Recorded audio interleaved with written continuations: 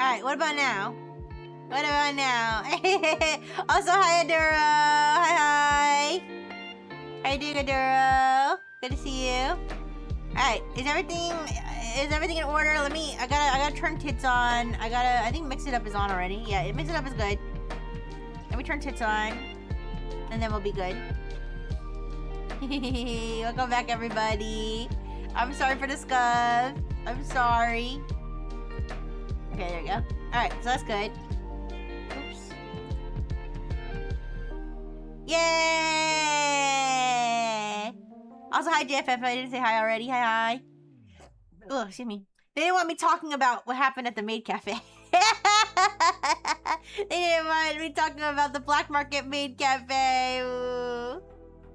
But yeah, so basically, yeah, they each made, whoever won the raffle would go up. Now, they did, everything was consensual, okay? Well, everything was consensual except the part where I didn't know that was gonna happen at the panel when I went there. That part was a little weird, that it wasn't marked 18 plus, and they didn't say anywhere in the description that that's what they were going to be doing. But in terms of everything between the panelists, the maids, but everything between the maids and the participants who got the raffle was consensual, okay? They were asking, like, is it okay if I do this? Is it okay if I, touch you there, whatever, something like that.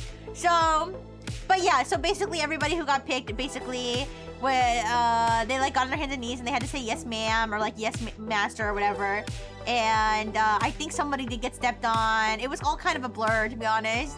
I think someone got stepped on, someone had to wear a collar, someone was barking.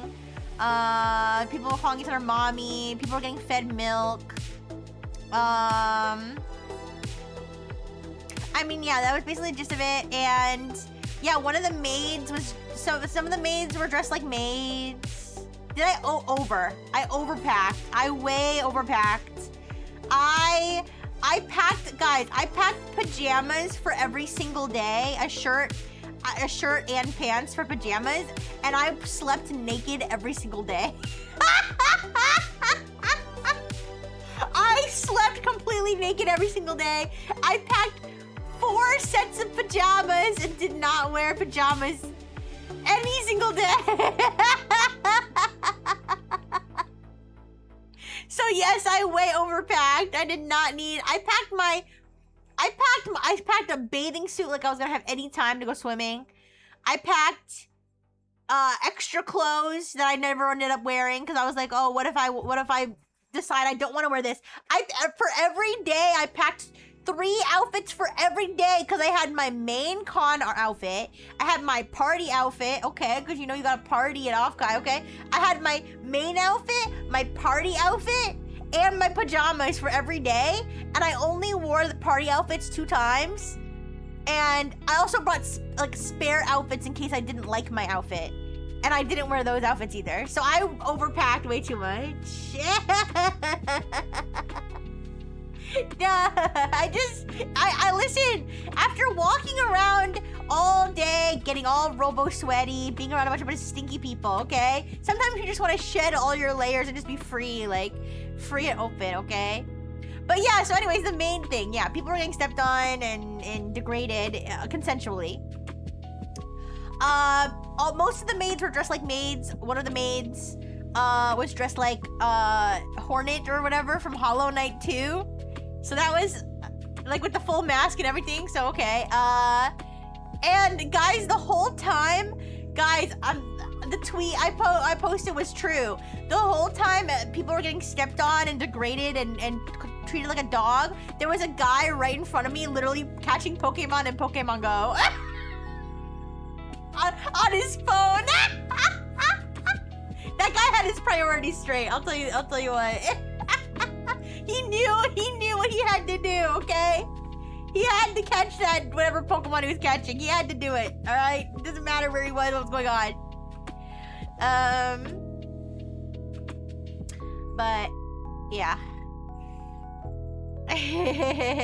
When it's L good, so you have been out. No, I mean, one of the, but it was each maid was definitely different. There was a yandere maid. There was one of the maids was like attending virtually only. So most of the degradation was verbal. Like I said, there was like John Hollow Knight. There was, you know, all that stuff going on. But anyways, so that was crazy, especially since I invited people to that, and then I had to try to explain and I didn't know what was going on. So that happened, and then after that, what did I do after that? I think that's I went to dinner with the Swarm people. Guys, one of the people that I met that was not a streamer but like just a fan, that was but they were friends. I think they're like the mod of one of the VTubers I met, Vita. I told him this too to his face. He sounds to me at least, his voice sounds almost exactly like the narrator on Jackbox for either Fibbage or Quiplash. Well, I think it's Fibbage. One of the games, like, they have like a very distinctive narrator, and his voice sounded like that narrator, and I told him that. And he was like, I've played that game before, but I was like, I meant it as a compliment. I meant it as a compliment, because his voice, he sounds like he could do like voiceover work for like, I don't know, like games, or like, I don't know about like commercials or like TV shows or something. Like he has like a voice, like a really good voiceover voice. But anyways, yeah, and then I got then we walked to the food court and I got drive-by 6. We got drive-by 6-7. And we got some pizza and then we went to the place we went to had a bar too, so we all got like a drink, and the bartender was asking about the convention. He was like, oh, like what's the convention about, right? So we were explaining like, oh, you know, like anime. We were trying to explain like what VTubing was, right? So I was like, here, I took out my phone with the VTuber app on it, VTube Studio, and I switched to like one of the default like cat avatars, right? And I just flipped the phone around and I was just like, move your like face and your head around. And he started doing it, and he was like, shut up! He thought it was so cool. He was like, no freaking way! So yeah, we had a good chat with the bartender. Yeah, it's funny VTubing to the 1 of 500 people who still don't know. Yeah, so that was fun. I guess so, yeah. So that was cool. And yeah, the people I was hanging out with were really cool. What else? So then after I got dinner, we went to, this was Friday. What happened Friday? What was on Friday? Oh, the rave, yeah. And so then I went to, wait, let me see. I don't think there were any other panels I went to that day. Oh wait, all my tabs are closed. Okay, sorry. I was looking at the schedule over store. Here we go. There we go. I was looking at the Offkai schedule to remind me what I did every day. Yeah. I didn't go to any other. I did go. I went to Kason. I went to the Kason panel. Yeah. I went to Kason's Japanese class where she taught like all these like little Japanese phrases that like you wouldn't think of, I guess. And the only one I remember off the top of my head was sunda, which means I'm cooked, which is something I will try to start saying because I am cooked a lot of the time. But she taught us how to say all these funny things like saying like something is so cute that I'm no longer alive. Saying that there was one like saying someone's like so cool that like you want to explode or something. One of them was like my brain juice is coming out. Like that was one of the phrases that she taught. That's like something that people say. She taught us Totoi. Totoi, which was something like so precious. No ga furueru. What's that mean?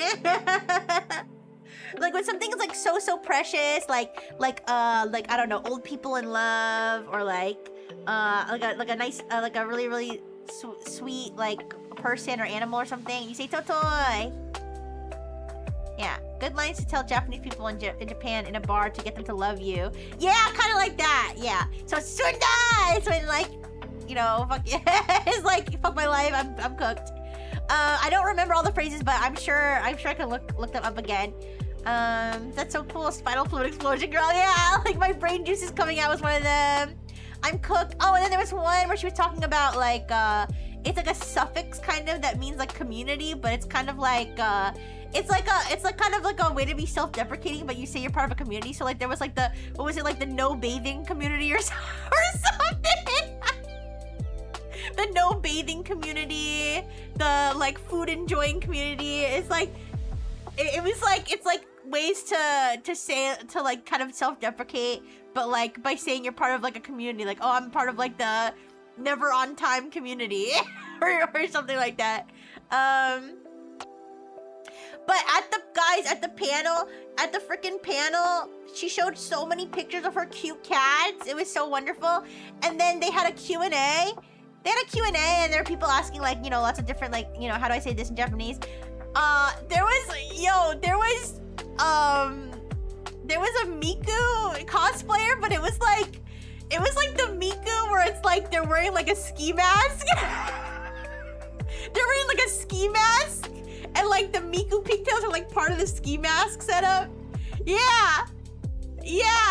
So the Miku went up to the mic and was like, "Yo, how do I say I wanna smoke some weed in Japanese?" And she told him how to say I want to smoke happa. Happa is how you say weed. Yeah, that one. That was what he was wearing. He was like, yeah, how do you say I want to smoke some weed in Japanese? And I think she said happa is how you say is how you say weed in Japanese. And she told him how to say it, and I was like, isn't weed like super illegal in Japan? Part of the undisposed toilet rolls community, yeah. Yeah, like there's like different ways to say that. Like you could say like any type of, you could add it's a suffix. I just don't remember what the suffix was. I'd have to look it up. But yeah, so the Keisan panel was really good. Oh, it was so funny because, oh, what was it? What was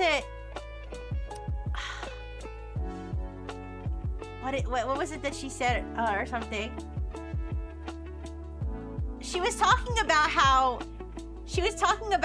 when she had to make a special announcement.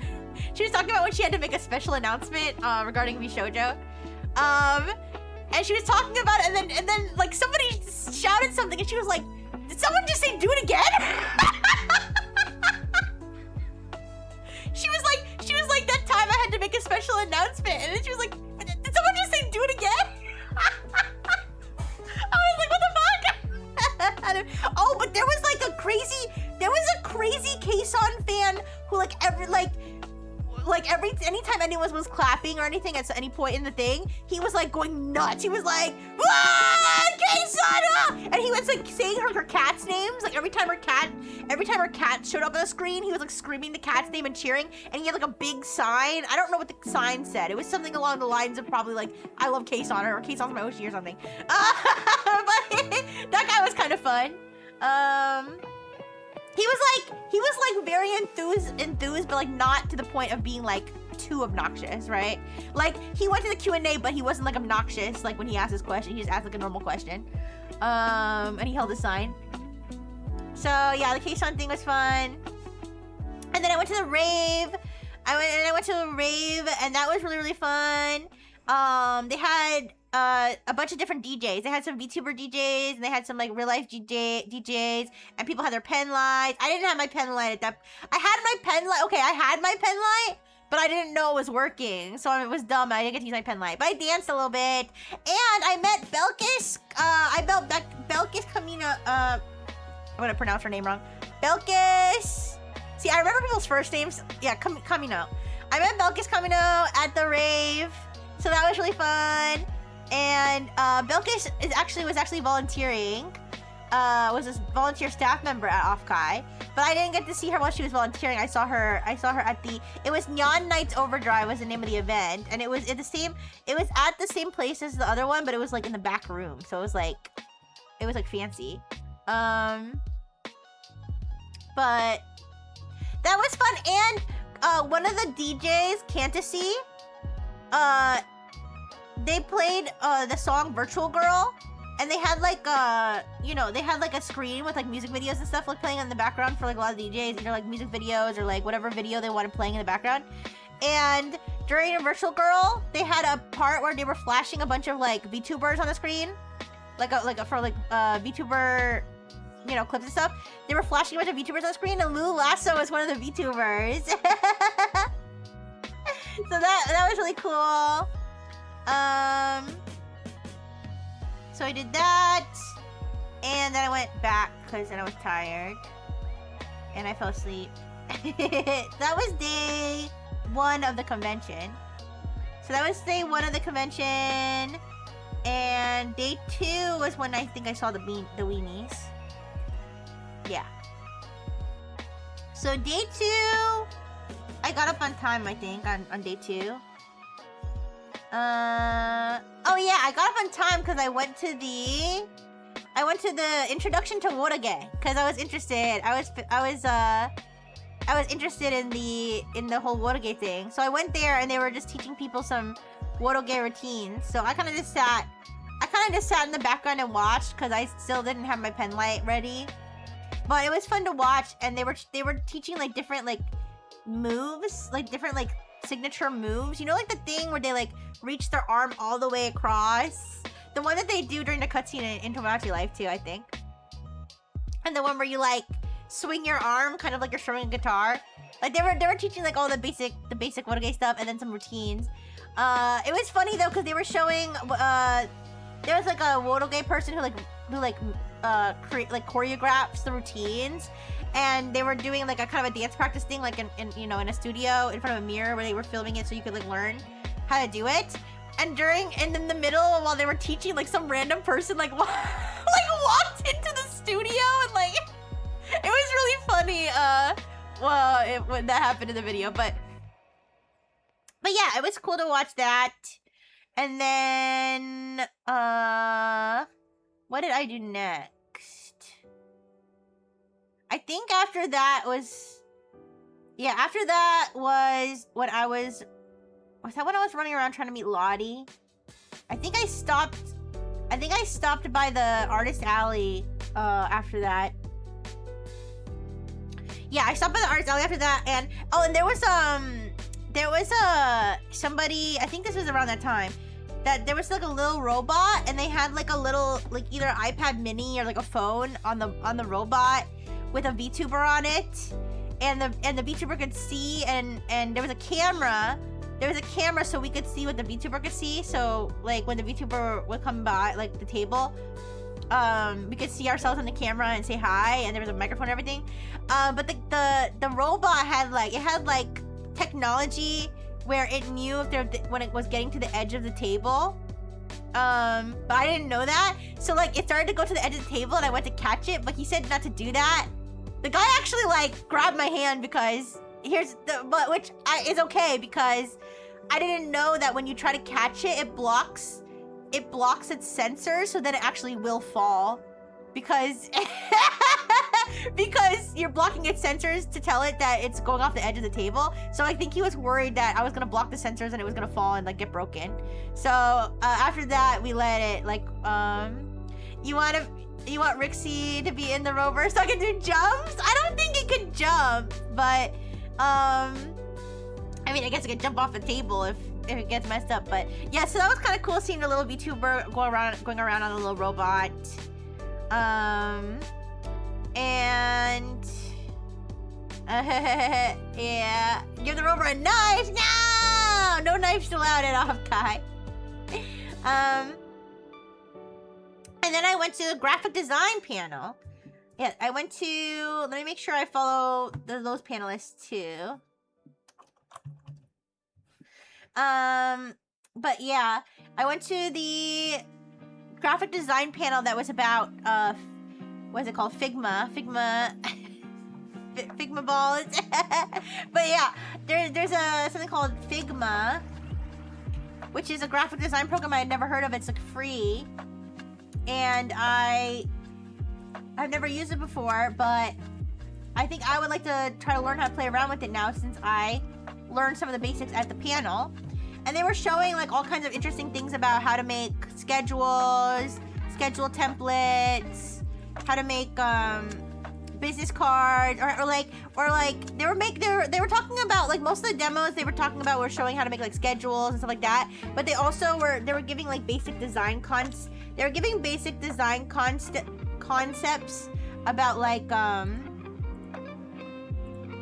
about how to make things stand out and how to format things and how to use colors to like draw people's eyes. So I thought that was really cool. And so I might try messing around with Figma a little bit. I like the schedule I have, but I might want to experiment a little bit with different schedule templates, because the way that I do my schedules right now, I might, you know, the schedule I have, it might have something to like integrate with Figma, and I just don't know because I'd never used Figma before. But there's ways to like make it a little bit easier to edit the schedule and stuff without having to like move everything around too much. So, yeah, that was a good panel. Oh, and during the panel, they showed, when they were talking about when they were talking about color schemes and stuff, they showed Bunana on the stream. They showed Bunana on the screen. Bunana, I don't know if you know Bunana, if you've ever been to Bunana Paradise, but Bunana is a really cool streamer. And I sent her a picture and she thought that was really cool. And I think they were showing her as an example of a warm color palette. Yeah, because she is very warm. Oh, banana! Yeah, Bunana. So I went to that panel, and then what did I do after that? I think after that is probably when I probably went back to the expo, and that's when I did more shopping and stuff. And oh, and then I went to the penis panel. It's time to talk about the penis panel. Yay! I've only been streaming for 2.5 hours, and now we get to talk about penis. Yippee! All right. So the penis panel. Okay, I found the Twitter of the person who the co-host with BB.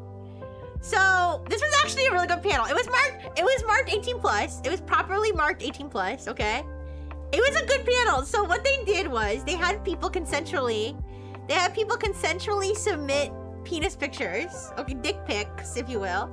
They had people consensually submit dick pics, okay, and they picked out of the, I'm sure they've received many.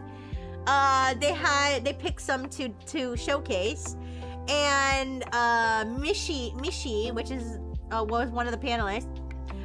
What happened was Mishi took the penis pictures. Yes.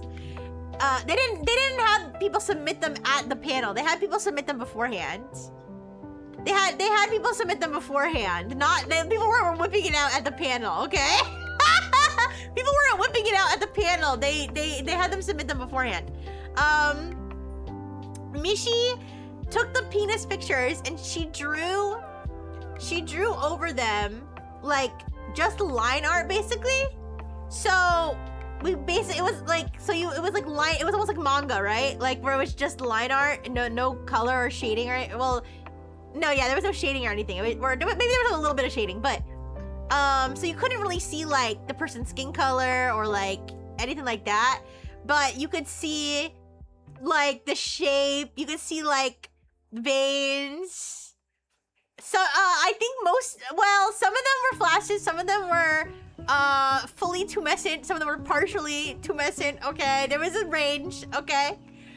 And it's funny because I almost didn't get into the panel. There was a huge fucking, everybody's a fucking pervert. There's a huge fucking line for this panel, and I got there like a little bit early, but I was still like near the end of the line, or like I was still pretty far in the line. And when they started letting people in, there was a capacity of the room of 170 people, and they filled it up completely to 170, and I was the last person. The person right in front of me was the last person they let in, and then they stopped me and they were like, that's it, that's a cutoff. I was like, fuck! Right?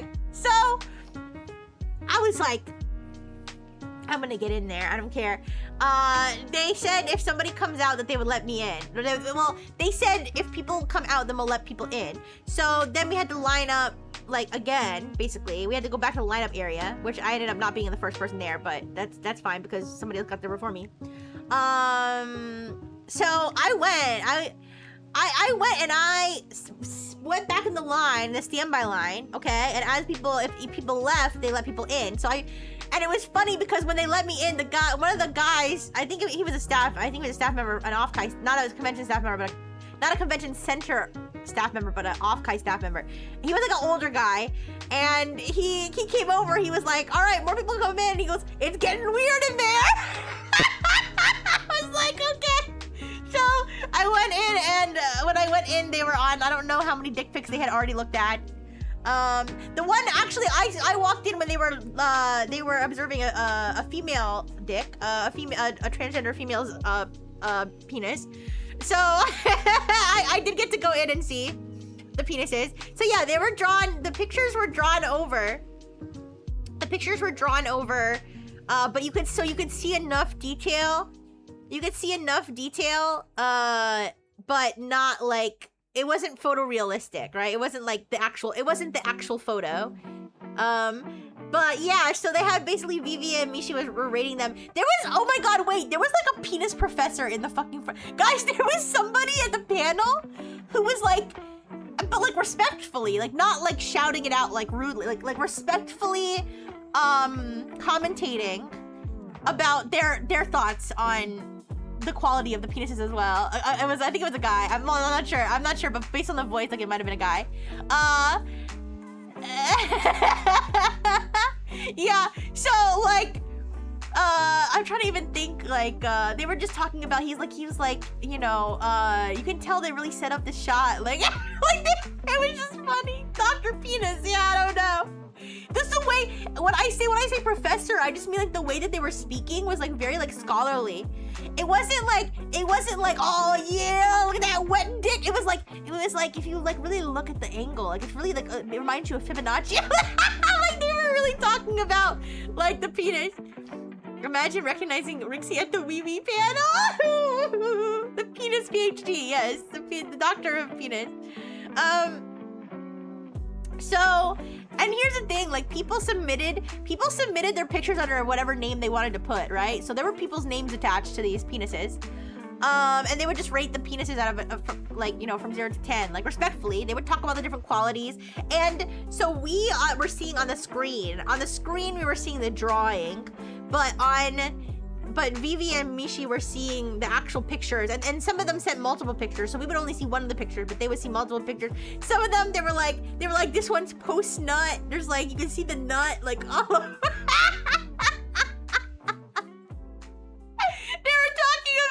They were talking about like the poses and like how hard it was, and like how shaved they were, whether their environment was clean, because they were saying like they liked that some people were like sitting like obviously like in a clean room, whereas like one of the people had like beer cans stacked in the background. They were like, I don't know, I would have to dock points. I remember at one point Vivi was like, I have to dock some points. I feel like it could be harder. She's like, I feel like it could be more erect. I think you could have taken a picture a little bit later. But yeah, there was one of them was submitted under, I'm pretty sure, like a full government name. Like it was like, I'm not gonna say the name, but like let's say it was like freaking, you know, I'm trying not to say John Smith because that's just like a generic one, but it was just like Henry Woodsworth or something. Was Woodsworth? That's no pun intended. It was just like someone's full government name. Rixie Private. Ah! It was like someone, and they were like, "Is that someone's full government name?" And they were like, "That's the name they submitted it under." John Chen, yeah, Marcus Chen. That Wee panel was the highlight. Actually, the Wee panel was not the highlight. The main highlight for me was meeting everybody that I wanted to meet, like all my friends. But the second highlight was the concert. I liked the Offkai live concert. Was probably the second best thing. The Wee panel might have been the third best thing, I think. But yeah, and so One of the pieces was like they had it in a toilet paper roll. Like their penis was in a toilet paper roll, and they were holding the toilet paper roll.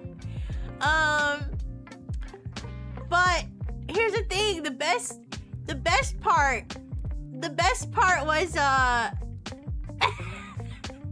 the best part was the femboy penis. So there was a femboy who submitted, and guys, don't judge me, okay? Don't judge me. They submitted it under, I don't know if I'm allowed to say. I don't know if I'm allowed to say because they didn't allow photos and videos. I won't say the username. I won't say the name they submitted it under, but they submitted it under a name and I couldn't find them under that name on social media. And they weren't wearing their badge when I tried to approach them, and I was too shy to ask them for their social media. So, but anyway, so here's the thing: the femboy was there. The femboy submitted the pictures, and the femboy was in the room. And and when they showed his penis, he was like, "Me, that's me."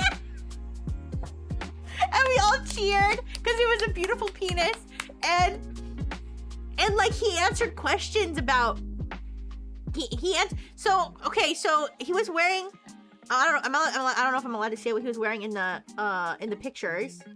I mean, I've already talked about people's penises, but either way, okay, whatever. But anyways, his penis was out. His penis was out on the screen, not in the panel room. Yeah, I don't know about you, but I'm a harsh penis critique. I mean, I feel like it takes a lot to have one penis stand out from the other, and this one definitely stood out. No, it literally, yeah. Not photos, but like, you know, nice penis. Can I have your social media, please? Listen! It wasn't just the penis, okay? It wasn't just the penis. It was the whole body, the aura of this person, okay? It was the aura of like this person, okay? The cosplay, the penis, the confidence, okay? Everything. And he was even answering questions because here's the thing. He had a tail. He had a tail in the picture, but there was no belt. Like, if you get where I'm going with this.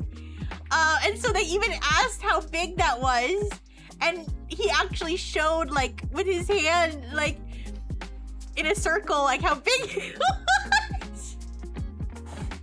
And, it was a beautiful wee-wee. It got 2 10 out of 10s. It did. It was good. It was good. So yeah, unfortunately I did not obtain the social media contacts of that individual. But yeah, and there was one penis that was flaccid. It was flaccid, and the guy was just like, he just looked really chilled out. He was like wearing a shirt, and he was just standing there with his dick out. Right? And they were like, this isn't like a sexual picture. This is like a guy just hanging out with his bros with his cock out. So that one got some good marks, but got docked points for not being sexy, I guess. You know, just rocking out with your cock out. But yeah, that was actually a really fun panel. I like that one. The hosts are really good. I like Vivi-chan. Vivi-chan's like really cool.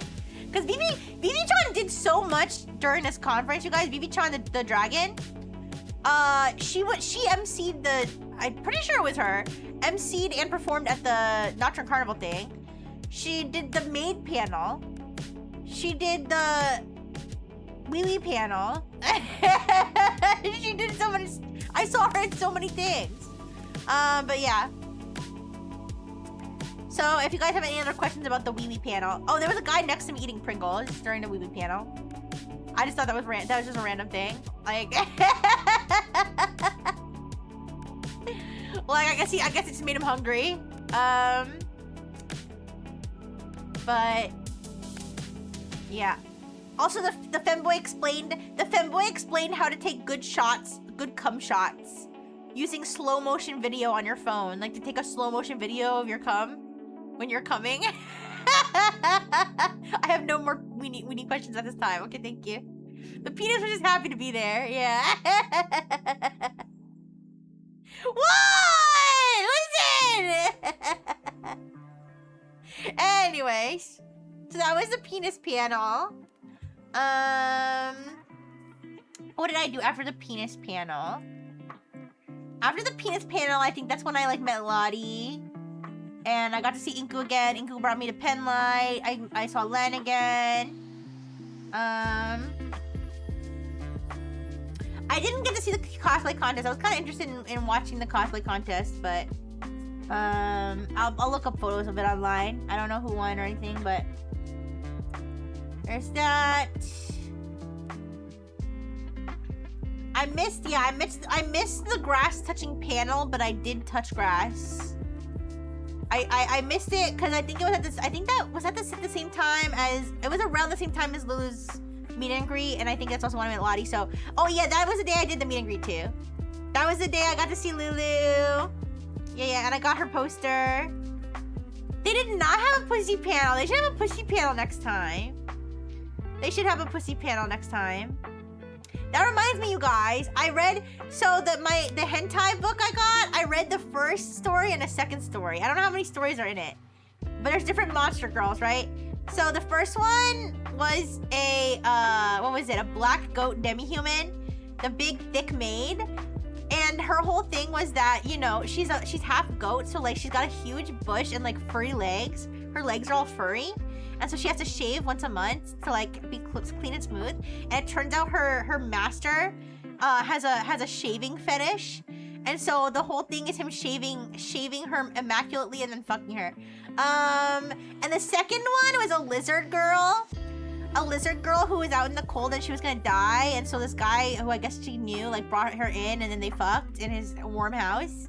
I was a little disappointed though, because you know, like, don't lizards have like 2 dicks? So like I kind of wanted her to have 2 clits, but she only had 1.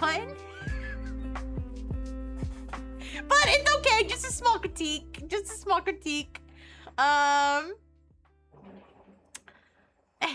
your bits start shedding skin. Oh no, that wasn't part of it, but yeah, so that was that. But yeah, pussy panel would be cool. I missed the touching grass panel, but I did touch grass at Offkai. You saw it. There was photographic proof of me touching grass. And then yes, I met Lottie. I saw Inko again. I think I went to the internet safety one. Yeah. Let me make sure. I think I followed the guys, the panelists at the internet safety one. They were really cool. They were just like really like they were really charismatic. I really liked them, so I followed them right away. Mandy, May, and Momo plush. Mandy May was so funny because Momo. So this one was about internet safety and like not getting doxxed and stuff like that, and not falling for scams. So that was the panel. It was a good one. So Momo, I think had more like technical like background in terms of like her expertise, and Mandy not so much. It was really funny because like Momo is like saying like more advanced stuff about like VPNs and like how to set up your network to like have a different network to stream on and stuff like that. And then Mandy May was like, listen, you guys are talking about like getting a VPN on your IP address so that you could like download more RAM or something. It was just funny the way she said it.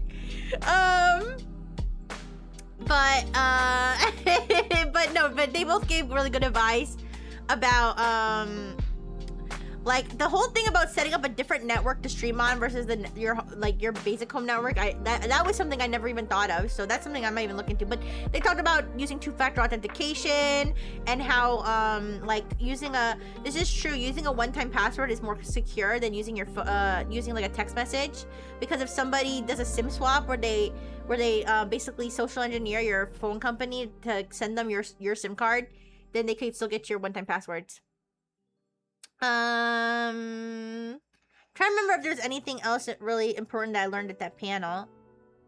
They were talking about like to be careful when you post pictures, any pictures, to make sure like people can't stalk your location, or if you have like any distinguishing features of like your body or something and you're taking a picture, even if you cover your face, you know, if people can match it up to who you are, and like how accounts, like some accounts are connected to each other. So if there's any connection, like for example, you have the same phone number. If you have the same phone number on like one account versus another account, and then they can like, people can you know, can like figure out who you are based on the phone number you have tied to your account, stuff like that. So like you can show up as like a suggested friend or something to somebody who has your phone number. So yeah, that was a good panel. That was a good panel. And then I went to the concert. I was at the concert with Len. Like I said, Len, who's one of the girls that was on the covers that Inko has done. But I went there with Len. I had my pen light at that point. I had my Bonnie pen light. And guys, the concert was so good. I wasn't expecting to be that hyped at the concert because I didn't really know the performers that well. I had heard definitely of Raichi. I had definitely heard of, because if you don't know, Raichi is more known for doing English covers of like Vocaloid songs and stuff. So I had like 100% I had seen like lots of Raichi YouTube videos, because she's been doing it for like 15 years. So she's been like on the internet, on YouTube and stuff for so long, since like, you know, maybe since I was like in high school. About yeah. So it was really cool to see Raichi, and Raichi started crying because she was just so happy to be performing. I don't know if it was like her first live concert, or I mean, I would imagine probably not, but I don't know. She was just really happy. She was in 3D. She was like, because some of them were 2D, some of them were 3D. And she started crying, and then I started crying because I was just so happy for her that all her dreams were coming true. And I know one day when my dreams will come true. Yeah. But anyways, so Roka Rorin, she was 2D. She did like I think like metal songs, like more like rock, or not metal, but like rock songs. So that was really good. That was the opening. Oh, wait. Before that, before that, they had the Offkai choir. They had the Offkai choir, which was like a whole choir of singers that were VTubers. But and they sang like a bunch of VTuber songs. It was really great. But there was a excuse me. One of the choir members was the guy that was dressed up as the Blue Pikmin. Thank you for the hydrate. Thank you for the hydrate. Thank you. One of the guys who was in the choir was dressed up as a Blue Pikmin, like full body costume, like with a sprout and the googly eyes and everything.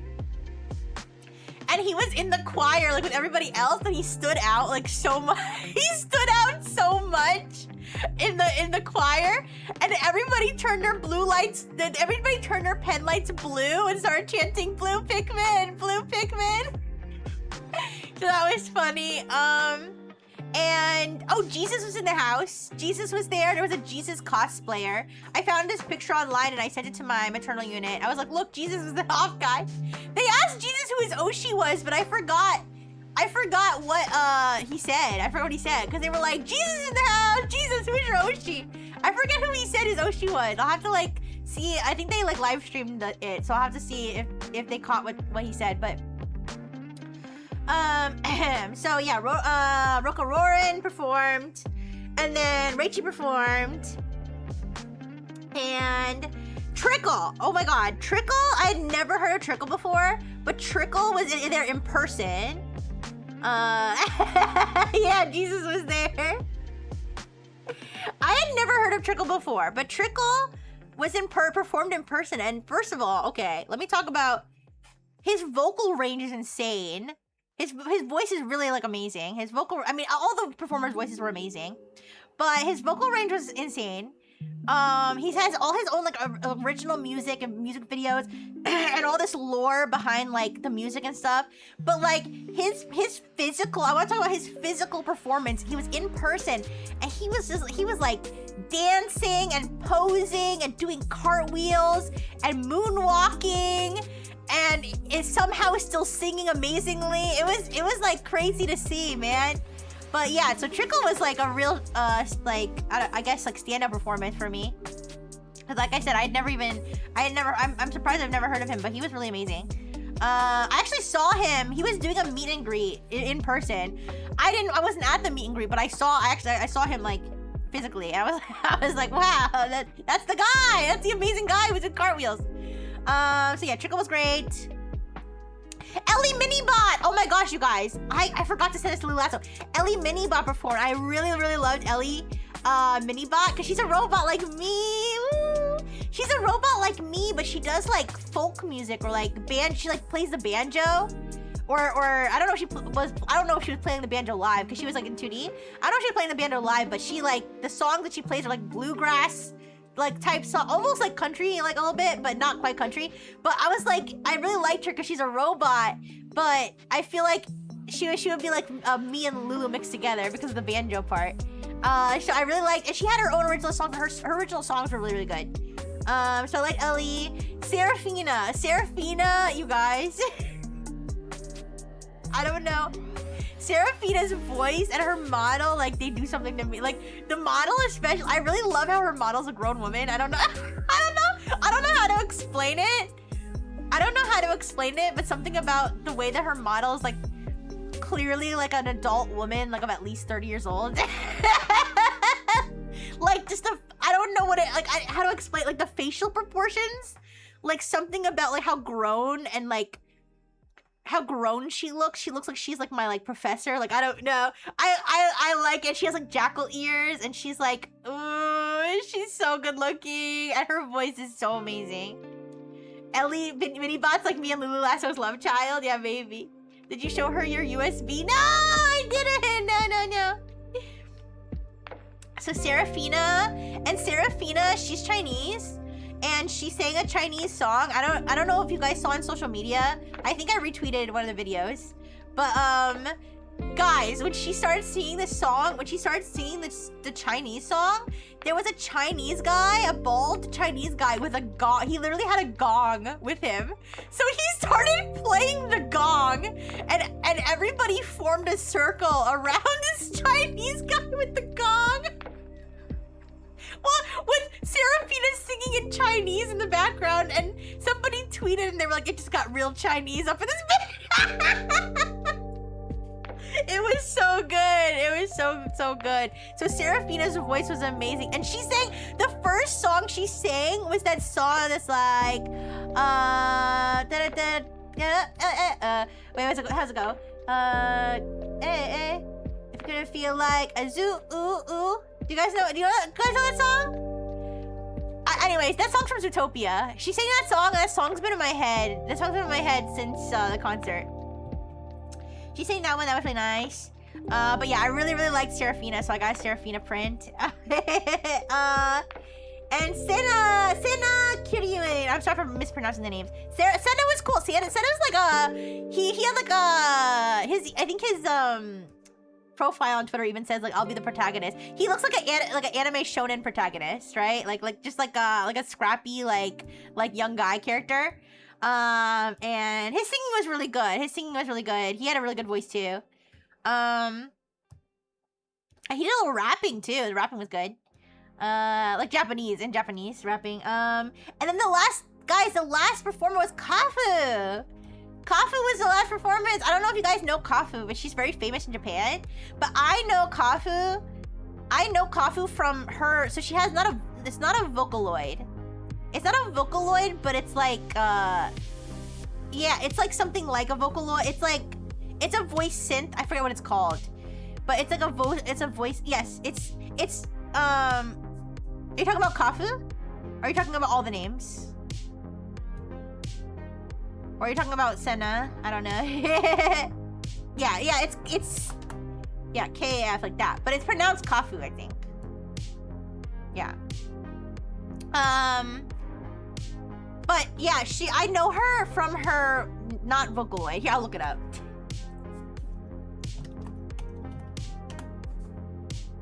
Yeah, Kafu. So the Vocaloid's called Kafu, and hers is just spelled Kaf, but I think it's pronounced Kafu. Yeah, so it says she is a Japanese virtual singing synth built on the CVIO AI software engine. Released in 2021. So I know I first heard her like quote unquote Vocaloid, her voice synth, That's what I know her mainly from, but I definitely knew like she was also like a singer. Like, and I didn't know I guess she's kind of like a VTuber. Like, I don't know that much about her, but I was really excited to see her because I knew of her through that. And her voice is like one of the prettiest voices like I've ever heard in my entire life. Her voice is one of the most beautiful voices I've heard in my entire life, and her performance was really amazing. And her performance was like, she was 3D. It was almost like a hologram.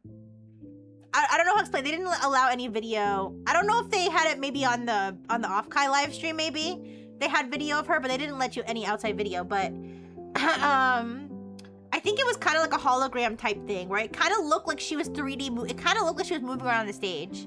So that was really, really, really cool. Yeah, but her voice is like ethereal. It's like so good. But if you guys have ever heard the Kafu cover of Change by Giga P, that's like one of the things I think about when I think about Kafu. But it's really, really cute, her voice, and I really like her.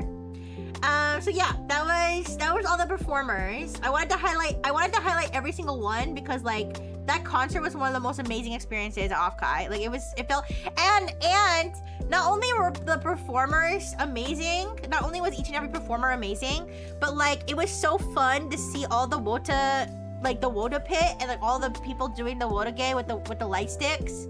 Like there were some people going like really hard with the routines and stuff.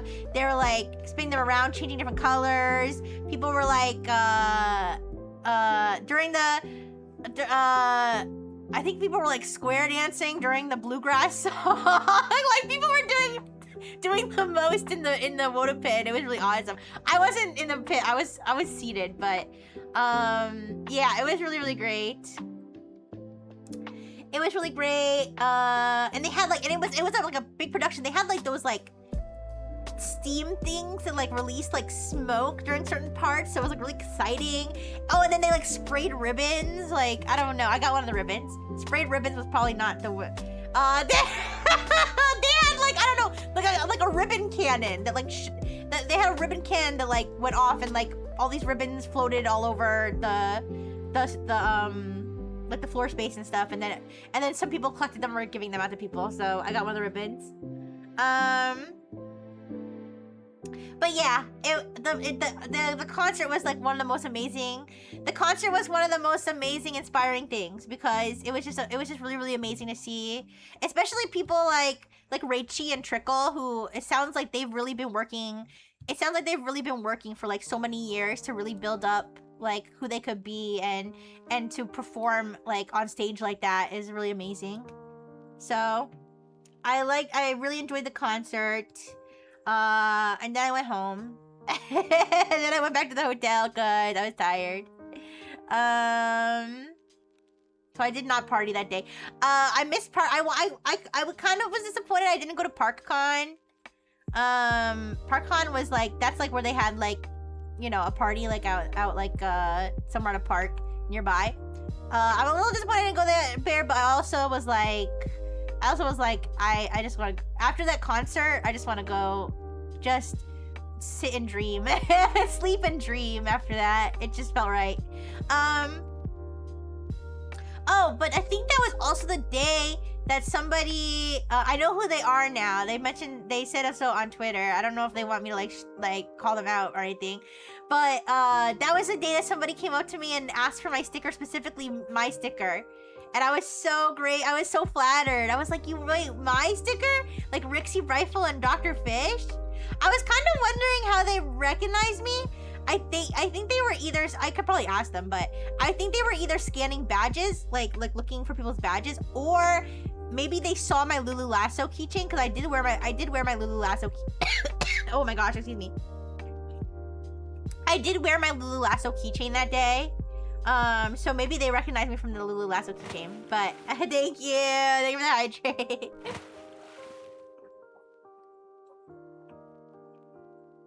Don't worry. Actually, Inku told me Inku tipped me off to a good way to like get you guys to be able to have stickers. Yeah. To have stickers at like a reasonable price. And even to have giveaways, have some people be able to get the sticker for free. So So that's exciting. Don't worry. Wait, Pax, was that you? Wait. I'm sorry, I don't want to call you out. Wait, I didn't see your username on Twitter is different, so I didn't make the connection. But yeah, I was so flattered because you guys know, I'm not the biggest streamer. I'm not the biggest streamer in the world, okay?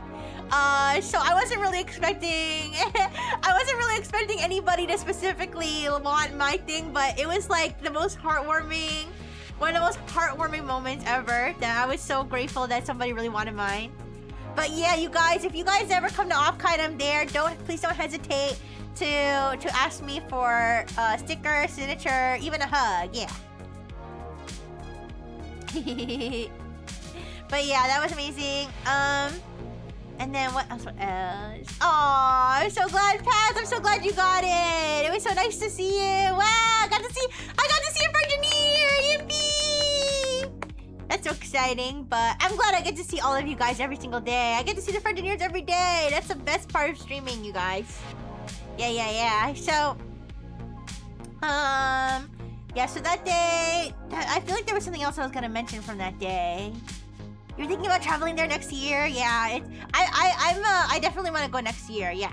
Like I said, I was worried that one of my business trips would overlap, but I don't think it does. So I have to save my money though. That's the most important thing, because guys, I spent a startling amount of money. I spent a startling amount of money, but to be fair, most of it was mostly Uber, and the hotel was expensive, and because I had to pay for the hotel when I got there. I'd already paid for my flights, but I paid the hotel, and the hotel was expensive, and the Ubering was expensive, although I think Ubering was not as expensive as if I had, like, booked the hotel closer. Ice Soup and Yuri art book. Yeah, I did buy a lot of merch, but I don't think most of my money, I don't think, came from buying merch. I think most of my money came from getting around and, like, being there, but it was very expensive. So, Ice Soup.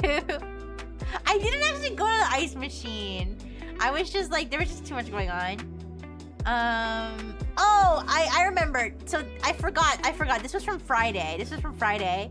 When I was headed over to go to the rave, I passed by Petrichor. If you don't know Petrichor, Petrichor is reincarnated from potentially from somebody named Mokorogi. I don't think this is a secret. So Petrichor, I passed by Petrichor, and I was like, "Hi, I'm going to the rave. Hi!" And Petrichor looked at me like, who is this bitch? Now here's the thing. I had not only had I changed outfits, but I was not wearing my mask at that point. I wore my mask. I wore my mask the whole time. Anytime I was in the convention center and had my badge like out like this, I had my mask on.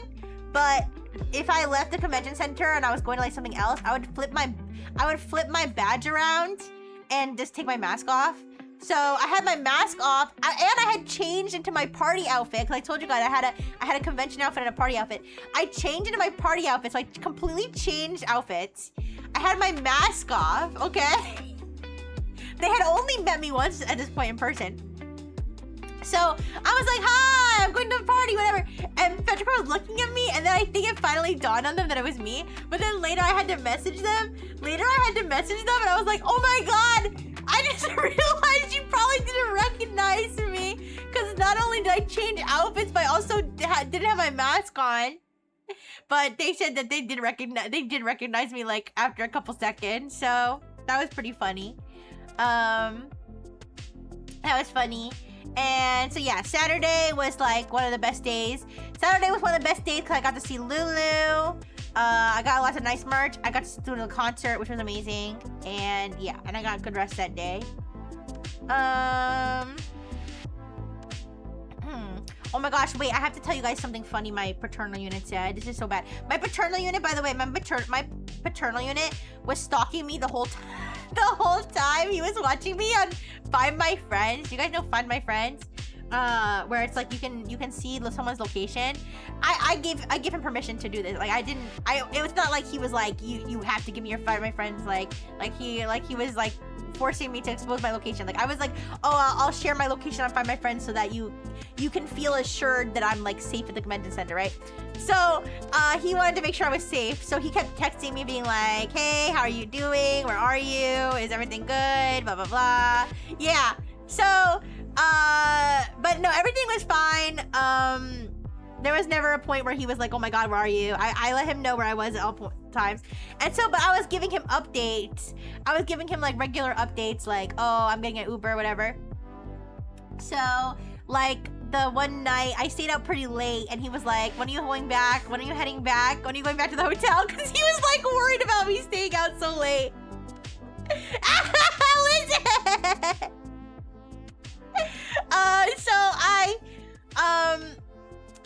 He was like, when are you going back? And so I was like, I'm good. So I got in an Uber and I was like, cause here's the thing, like at nighttime, so they have something, I don't know if this is something they only show to like female passengers, but they have an option for like women drivers. So I usually pick women drivers like at nighttime. I don't know. I don't know if that's like sexist, but I don't know. I just feel like safer with like a woman driver like at nighttime. So at nighttime, I always pick the women drivers. So I picked a driver and I got a driver and she just happened to be Asian because, you know, my maternal unit's Asian. And so I mentioned to my fraternity and I was like, okay, I'm in the Uber with like a nice Asian lady, thinking that like that would like put his mind at ease, right? I was like, I'm in the Uber with like a nice Asian lady, right? And then like later he asked me, he was like, so why was there like a random Asian lady in your Uber? I was like, paternal unit. She was the driver. She was the driver. And then he was like, oh, I was like, you think? I was like, you think Asian women can't drive? I'm telling mom. I was like, I'm telling mom. He's like, I'm sorry, I've never had a female Uber driver before. I was like, yeah, but whatever. Yeah. Thanks. Stop. But anyways, no, she was very nice. The Uber driver was.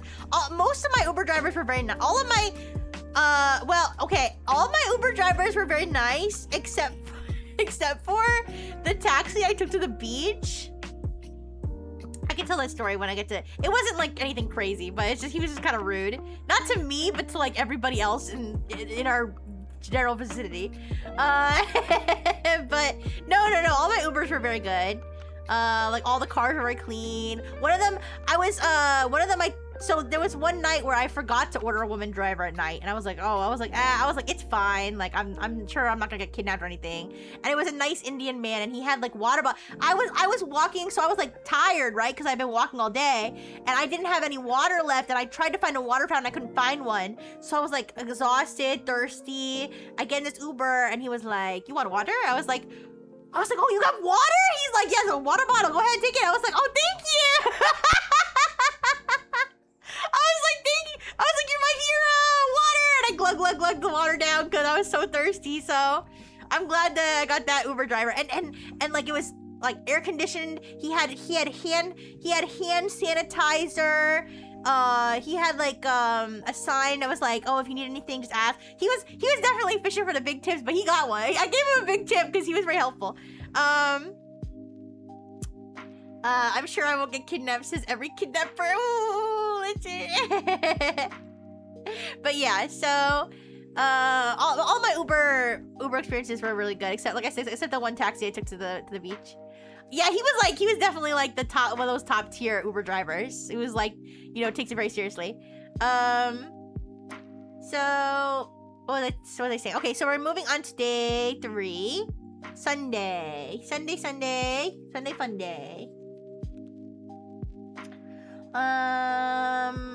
Sunday I went to Artist Alley. Sunday was the day I was depressed. Wait. Yeah, Sunday was the day that I realized that my package was not coming, and I was really depressed. But it's okay because I just cried all morning. And answered people's messages because people were messaging me, being nice to me, so that was really sweet. And don't worry, I found out that there's definitely people who have like extra. People have, well, I see did offer to send me decks. There were people who had extra decks who were offering to send me one. There's people who had extra decks from even the original Offkai, the original Offkai decks from 2024. So like I definitely will have a replacement. The only thing that I'm still really sad about is that I didn't get to give the playing cards to everybody. Like I didn't get to give everybody their own playing card, but thanks to Awen, I was at least able to give them the tarot cards. So at the end of the day, it's not the end of the world. It felt like the end of the world. I was so upset that day, but at the end of the day, it'll be okay. So I was depressed in the morning. I just cried all morning. Answered people's messages. Took a sad shower while I was crying in the shower. And I left really late that day, so I missed any panels or anything I wanted to do that really, all the panels and stuff I wanted to do that morning I didn't go to because I was too sad. But then that's when I went to Artist Alley and I rushed around trying to get merch of everybody wanted. I did get my Korone. I wanted to get Korone and I got Korone. But I didn't get Gigi and Yomi Quinley and Merryweather and there were so many other excuse me. There were oh my god, sorry. There were so many other VTubers I wanted to get, like Alicia, oh my god, I'm sorry, like I said, I always forget last names. Alicia De Lontano, I think is her name. Yeah, I wanted to get her. I didn't end up getting her. I didn't get Fumoko.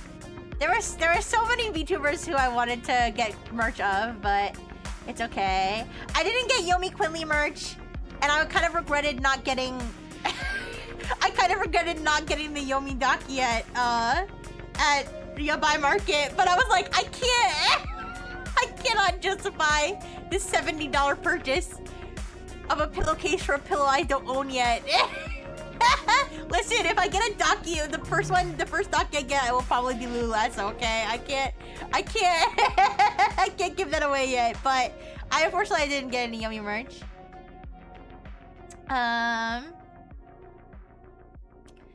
Rixie underwear? Hey, I mean, I guess so. But yeah, so that was Sunday. Oh, I went to Yabai Market. Oh, I didn't talk about Yabai Market. I did talk about the book I got, yes, with the Monster Girls. So that's very cool. But Yabai Market was cool. So okay, I have a funny story. So the line for Yabai Market every day was so long. The line was so long. But it didn't move that. It moved kind of fast, so it wasn't like physical time wise it wasn't long, but like lengthwise it was long. Like it wrapped all the way and like went all the way down the freaking building. So I was in line for Yabai Market, and as you're passing, oh, by the way, I forgot to mention, at one point I left my backpack, the weenie panel. I left my backpack outside on accident. I had to go to Lost and Found to get it. I was so relieved. And then I also left it at the concert and had to run back and go get it. So I went to Yabai Market after the concert. That's what I did. Yeah, I did do something after the concert. I went to Yabai Market. So I'm in the long line. I'm in the long line for Yabai Market. I'm by myself because I got separated from Len because I had to go get my backpack. So I was in line and they had the freebie tables. So they had freebie tables where long tables where people could put their business cards or stickers, you know, anything they wanted to promote, like flyers, stuff like that, right? So I put some stickers, and I was kind of happy because every day I'd put a few stickers with my name, and every day I'd come back and they'd be gone. So that kind of made me happy, meaning that people took my stickers. So while I was in the long line, waiting to go to Yabai Market, I was like, oh, this is a good opportunity. This is a great opportunity for me to, you know, put my stickers down and have people see them. So I put some stickers down. Now there was a guy who was like a couple people behind me who I think was drunk. I mean, I'm almost positive he was drunk because he was like narrating everything he was doing and like slurring his speech. Like, so he was like, you know, he was like, this line is long. He was like, look at all these business cards. He was like, yeah, you're going to your buy market. I got hentai in there. He was like narrating everything, right? So he's like looking at the table. Now I don't think he saw me put the stickers down. Like I don't think he knew they were my stickers, right? But he's looking and he's like, hey man, he's like, look, there's some free stickers. And he's like, I'm gonna take this sticker. So he picked up my sticker, right? He picks it up and he's like walking, and then he's like, nah, I don't want the sticker. He threw it back on the table. I was like, drunk guy doesn't want my sticker. He took it and he's like, nah, I don't want the sticker. And he threw it back. Yeah,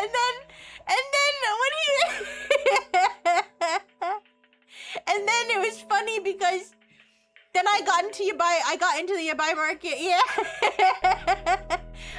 So you had to have a wristband, right? They had a wristband for anybody who wanted to go to any of the. I know, Pax. I know. How can you be so ungrateful? Anyways, but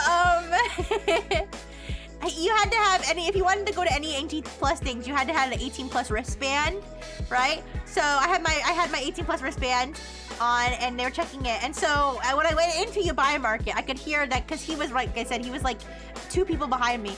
So I could hear him, and they were telling him, face drunk.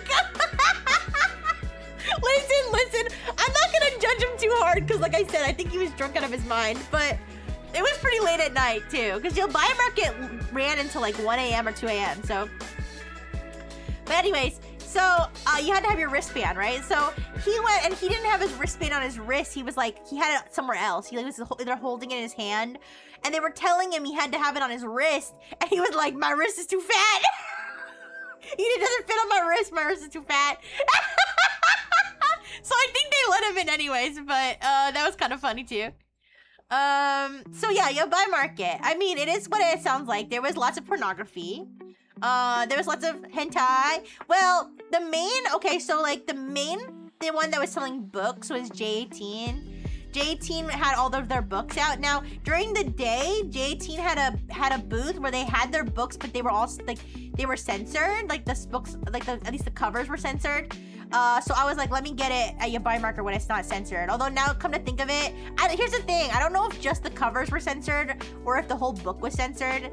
I'm guessing probably the whole book. So if the whole book was censored, I didn't want it. But if I could get a version where the cover was censored, but the insides weren't, that might be better. But anyways, so they had a whole spread of books and stuff. And I ended up going with I definitely wanted the big titty monster girls.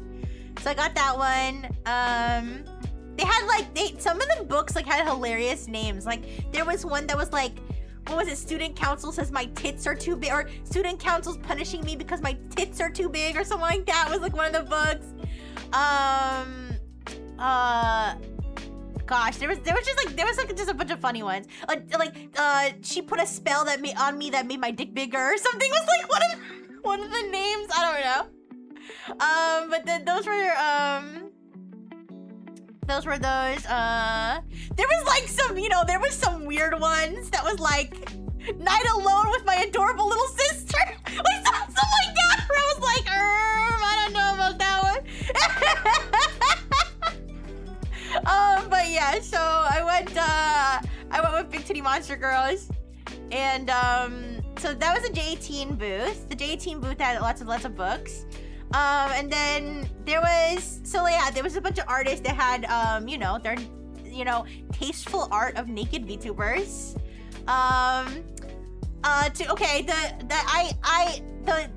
The booth that had the Yomidaku was really cool. They had a lot of good art, but I couldn't commit to a $70. I couldn't commit to a $70 Yomidaku. But they had like photo cards where they were like normal on the front and naked on the back, but they didn't have Yomi, so I didn't get it. And here's the thing, you guys. I was already thinking in my head. I was already thinking in my head before I went to Yabai Market which VTubers I was willing to see naked and which VTubers I was willing to own naked merch of. And there was a very small list, to be fair. I was like, I don't know if I can have like naked Neuro merch. Like, no hate to anybody who wants naked Neuro, but I was like, I just don't see Neuro that way. I can't do it. Like all the Hololive girls, I was like, I just can't do it. I can't do naked Hololive. I can't do it. So I was like trying to find like, I don't know, like maybe like okay, I'm not gonna name names. I'm not gonna name names of which VTubers I wanted to see naked, okay? I know I said Yomi, but that wasn't even someone I wanted to see naked. That was somebody that I specifically was looking for merch for. And I missed all the merch for, which I was sad about, but cause I really, really like Yomi's design. Sorry, 1 second. Hypnosis was a trend a few years ago. Oh, like the make my dick bigger spell? I don't know, that's not hypnosis, I don't know. Night alone with my adorable little sister. That is 100% vanilla and very soft. The good ones are called teaching this bride a lesson.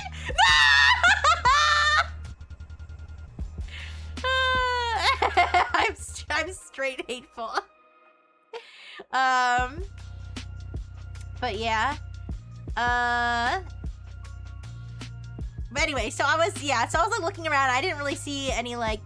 Because here's the thing, even when I saw something that, like, I liked, and I was like, oh yeah, that's a good naked picture of that VTuber, I was like, what am I gonna do with this? Put it on my wall? No.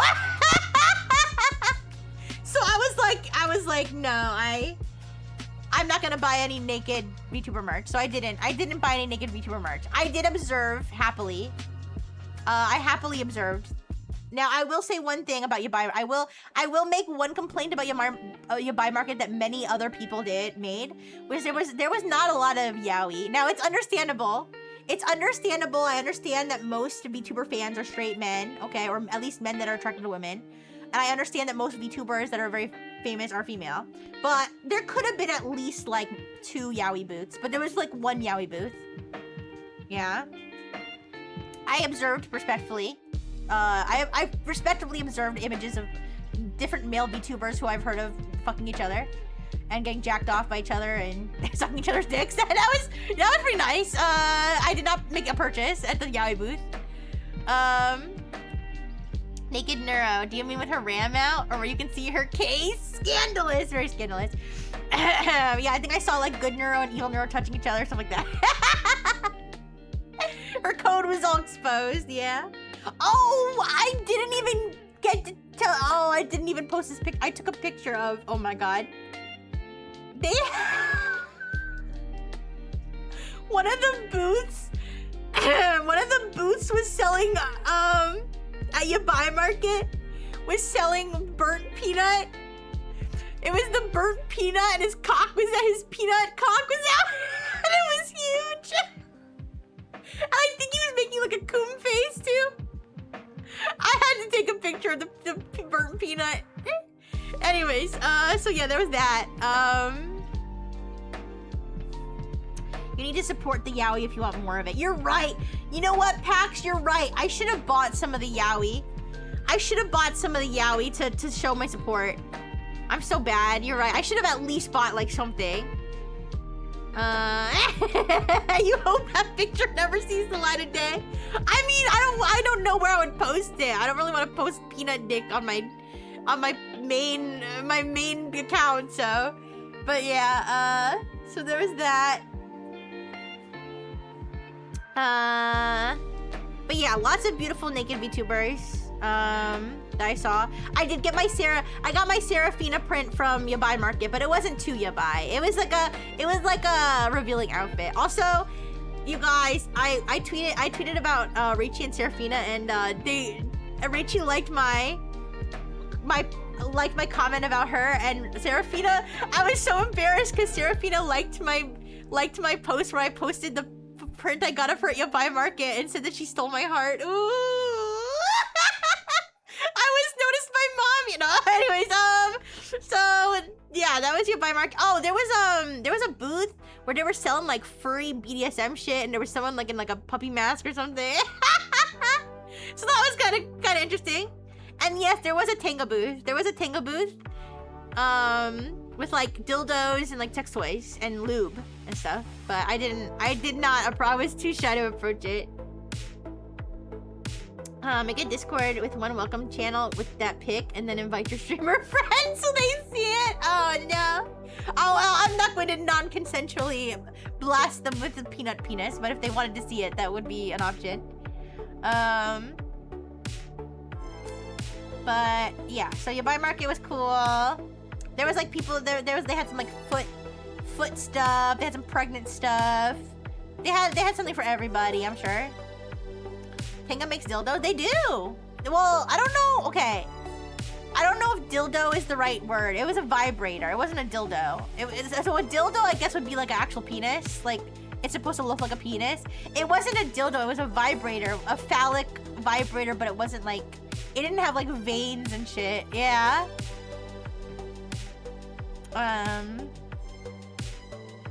So there's that. I don't know if oh, and they had the tags wall. Oh wait, at Yabai Market. At Yabai Market, when you walked in, they gave you a freebie, and the freebie was a photo card of the Offkai mascot, who's like a female VTuber called Samjo, who's like a horse girl. They gave a photo card of her like as an actual horse. I'm pretty sure they gave that. Now I might be mixed up. They might have given the horse one somewhere else, and then they had one called Yabai Samjo that I also had in my bag. But I'm pretty sure they were giving out the horse one at Yabai Market. Maybe my memories are scrambled, because it would make more sense for them to give out the Yabai Samjo, which wasn't even that Yabai. She was like holding a whip or something. It would make more sense for them to give that out at Yabai Market, but I'm pretty sure they gave out the horse one at Yabai Market. I was like, what did they mean by that? But anyways,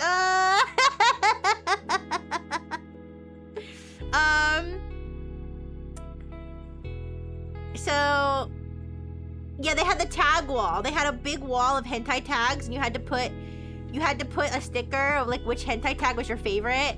They had a limited selection, so they didn't have like they didn't have the stuff I really like, you know, but they had good stuff. They had you know,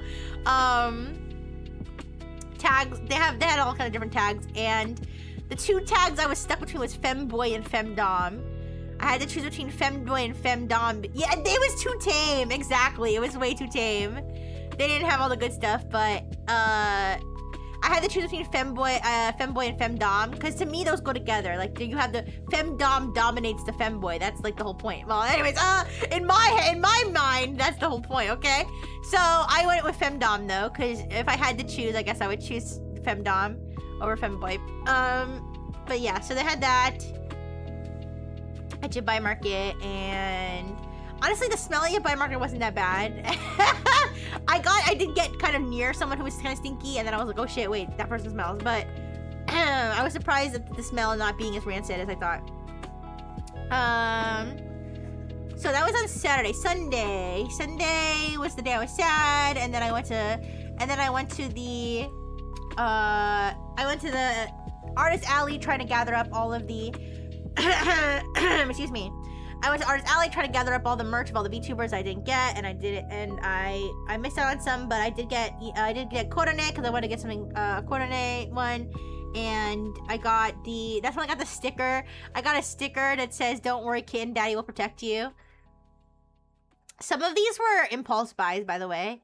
Like the Moist Critical sticker was an impulse buy. Like I was like, those were buys where I was like already I was already in the midst of purchasing, and then I saw it and I was like, I want that too. Did I stay hydrated? Yes, I did stay hydrated for most of the time, thanks to my Neurosama cup. The only times I didn't stay hydrated was when I couldn't find a water fountain for a long time, and then I was thirsty. But my Neurosama cup, although you guys, I freaking my Neurosama cup has a bad chip on it because on one of the days, I think it was on Sunday, I was carrying it around in a bag, and I guess like some of the water from the cup got on the bag, and the bag got wet and like lost its stability, and it broke. And the bag broke open and everything spilled out, and my Neurotama cup hit the ground, hit the concrete really hard. But luckily, it's just a chip. It's still like, it's still on the lid. It's just a chip, and it's still like, it screws on properly. It's still sealed properly. It just has like a chip on it now. But I have it right here. So that's what I'm gonna be drinking my water out of, probably from now on whenever you hydrate me. No, it's okay. It's okay. It has a big chip, but it kind of gives it like personality. It makes it seem like I've had this for a long time. Yeah. So, that's that. And, yeah, so I went to Artist Alley. I made a last minute look around everything. I got to meet the person who made my logo, Baka. That was nice. And then I went to the Hag meetup. The Hag and the Unka meetup, you guys. You guys, they gave me a button that says 30 plus. What? But I don't know. I don't really know if I'm 30 plus. But I guess the Hag and Unka meetup was only for people who are 30 plus. So maybe I am 30 plus. I don't know, you guys. But either way, I went to the Hag and Unka meetup. It was so nice. There was a lot of people there. But I was so embarrassed because, okay, so the Hag and the Unka meetup, ironically, it was at the building that was like separate from the other building, so it was like a bit of a walk to get there, and I was like, what the fuck, they're making all the old people walk. So so I walked all the way there, and then I was all sweaty and tired, and I was kind of delirious, and it was like a little hot too. It was a little hot, so like I walked in, here's the thing, I was looking for Inku, so Inku, I mean, I don't know if Inku is also a Hag or a Unk, you know, but I just invited Inku anyway because I want to be with Inku all the time. So I was like, oh yeah, Inku, why don't you come to the thing with me? But then I was an idiot, and I was so focused on walking, I wasn't answering Inku's messages. So by the time I got there, I thought Inku was already there for some reason, but Inku was not there. Inku was waiting for me. So I show up there, I thought Inku was there, and then I saw someone who I thought was Inku. I thought was Inku, so I walked right up to them. I was like, Inku! And then they turned around and they were looking at me all crazy. And I was like, oh, you're not Inku? I was so embarrassed, but it's okay. It's okay because the person who I thought was Inku, obviously, since I thought they were Inku, they were very, very pretty and very nice, and introduced himself. And then when Inku finally got there, we had them stand side by side so we could see how close they really looked. Oh my gosh! Hi, Pancake Lover! Hi, how you doing? Yeah, so when they got there, we had them stand side by side. And listen, I think they really did look similar. The only thing is there was quite a height difference, and I was like, listen, everybody looks tall. Everybody looks tall to me, okay? I don't care how much taller they are than me, okay? But yeah, so at least I got to meet another very beautiful person. Yeah. So yeah, I got to meet, and let me tell you guys, so allegedly, like I said, it was supposed to be 30 plus, so I don't know if I was supposed to be there or not, right? You're sick? Oh no! Ooh, I'm so sorry you're sick. I think I might be getting sick, and I'm kind of nervous about it. Honestly, guys, I'm probably cooked anyway, because the guy who was sitting next to me on the plane was sick. The guy sitting next to me on the plane today was like absolutely sick. So even if I didn't get the con flu, I'm definitely gonna get sick from that guy. Anyways. So, there were people that were like, why are you licking me? Oh, because I had my sweat. Oh, I had my sweaty yams out the Ankamina. Listen! I was sweaty. Anyways, so, there were people, yeah, 30 plus, but like, guys, honestly, I think there were some people there that were like kind of like my parental unit's age, which I thought that was really cool. I thought that was really rad that there was like people, it was literally called like well-aged VTuber meetup or something. You've been drunk all day? I hope your drugs are going well. So yeah, I got to meet a bunch of people there, and we all exchanged stickers, and I signed people's like passport books, and that's, like I said, that's where I met the people who did the screens, that had their PNG tubers on screen, which are really cool. Oh wait, I know I didn't tell you. I know I didn't explain that. Sorry, I didn't explain the screen thing. So 2 of the people that I met, they had a screen. Okay, so they had a screen around their neck, like a little. It was like a little circular screen, like a, I don't know, an LED or something, but like a little screen. Okay, and they had a PNG tuber on it that was like reactive. So when every time they talked, like a normal PNG tuber, like kind of like I have a KLX VTuber, right? A PNG tuber, right? So every time they talked, it would like bounce up and down, and the mouth would move and stuff. And I was like, oh my god, that is so freaking cool. How are you doing that?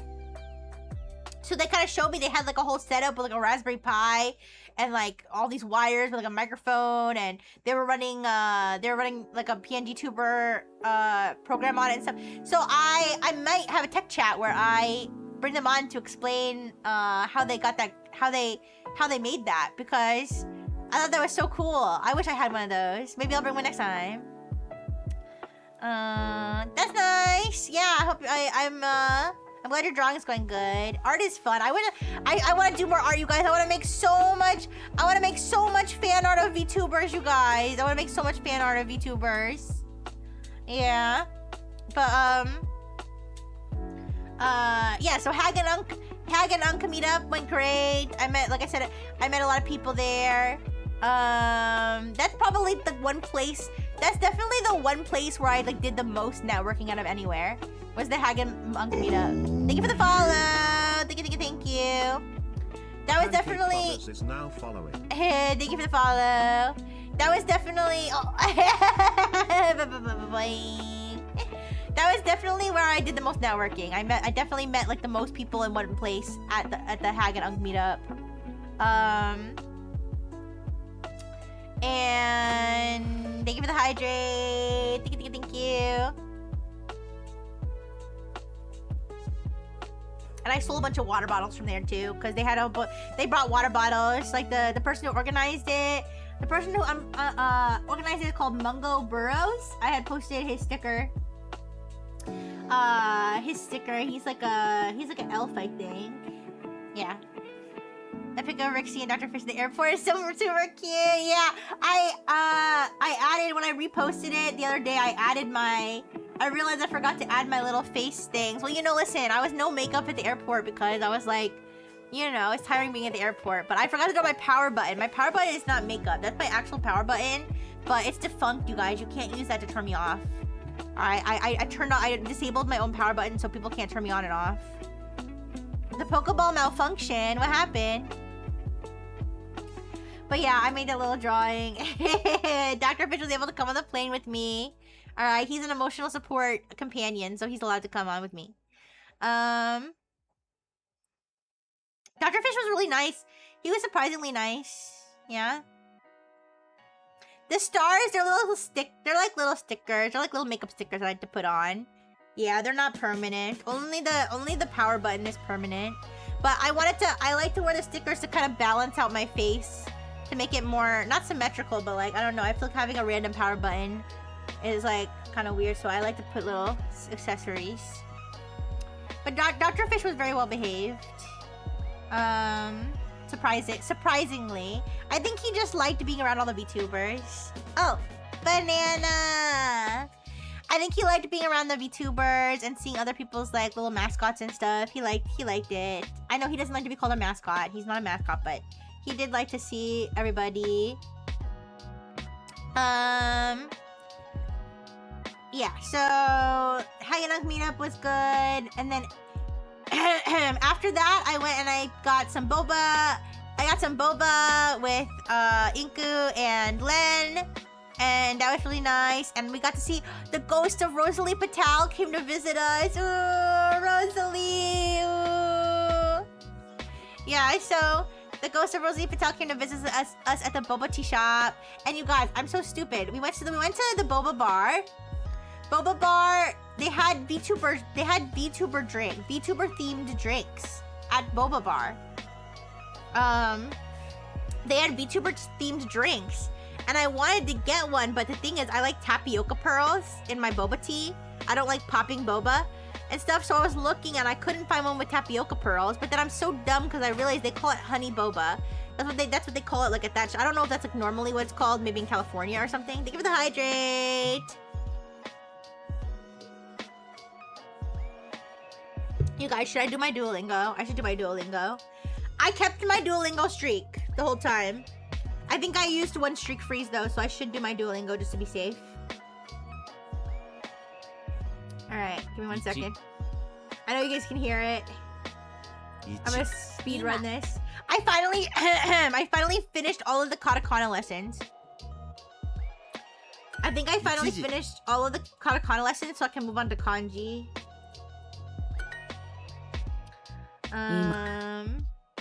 So I'm doing a normal lesson right now.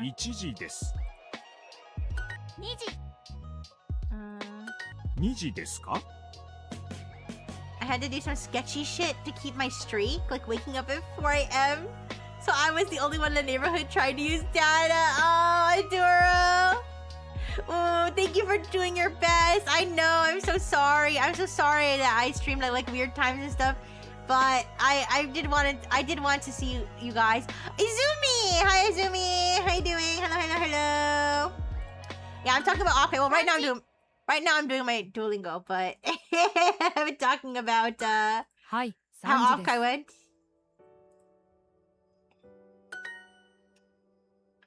I've been good, thank you. I just got back from Offkai, so it was super fun and really good.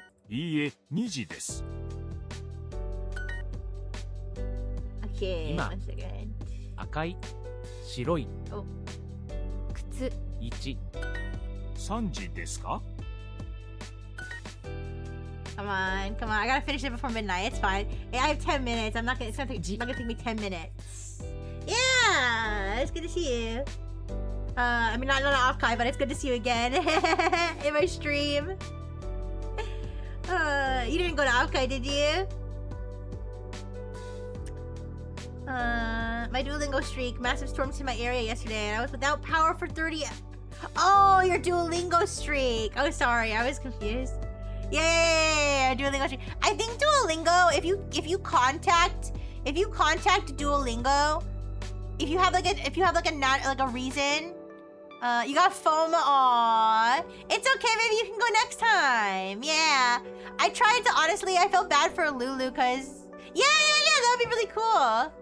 I felt bad for Lulu because Lulu was having really bad Offkai FOMO, but I was like trying to keep her updated and trying to make her feel like she was there as much as possible because I felt bad she didn't get to go because she was like so busy with everything that she's been doing. So I was like sharing a lot of stuff with her and pictures. Same thing with Mariana. I was sharing like a lot of pictures with Mariana, and I shared some stuff with Lord Umber too. Like, yeah, I was trying to keep in contact with the people who didn't get to go. But yeah, if you go to the next one, I'd love to say hi. Alright, let me finish my Duolingo. But yeah, I think if you have a valid excuse, that you missed your Duolingo streak, you can contact Duolingo and they'll like restore your streak. That's for like if you have like I think if you have a power outage, if you have like a natural disaster or something, you can actually get your streak reinstated. いいえ。3時です。 No, I did that wrong. It is 3 o'clock now. Ima. 3時. Wait, Ima's. Didn't I just put Ima Sanji des? Whatever. Okay, sorry. they said that was wrong. いいえ。3時です. Oh, it's 2 different sentences. There's no, it is 3 o'clock now, and then it is 3 o'clock now. Okay, there we go. So, Sanji des. Oh my god, I'm so dumb. Ima Sanji des. Yes. Alright, Ima Sanji des. Yes. There we go. Sorry, Duolingo. I missed my streak because I was drunk in line and my wrist was too girthy. That was such a funny thing that happened. Also somebody had like a little like motorized, I don't know what you call it. like a little bike, a motorized bike. There's one that looks like in Mario Kart, which is like a weird comparison. But it was like a little motorized bike, and it had a VTuber on. I don't remember who. It might have been Doki. And they had like a boom box and like or something. And they got kicked out because you're not supposed to have motorized bikes in the convention center. Which makes sense. I mean, it wasn't like a motorcycle. It was like a little, I don't know how to explain, like a little cart, like a little small thing. But they were like, you need to get out of here. Anyways, because apparently you can get in a lot of trouble for having something like that in the convention center.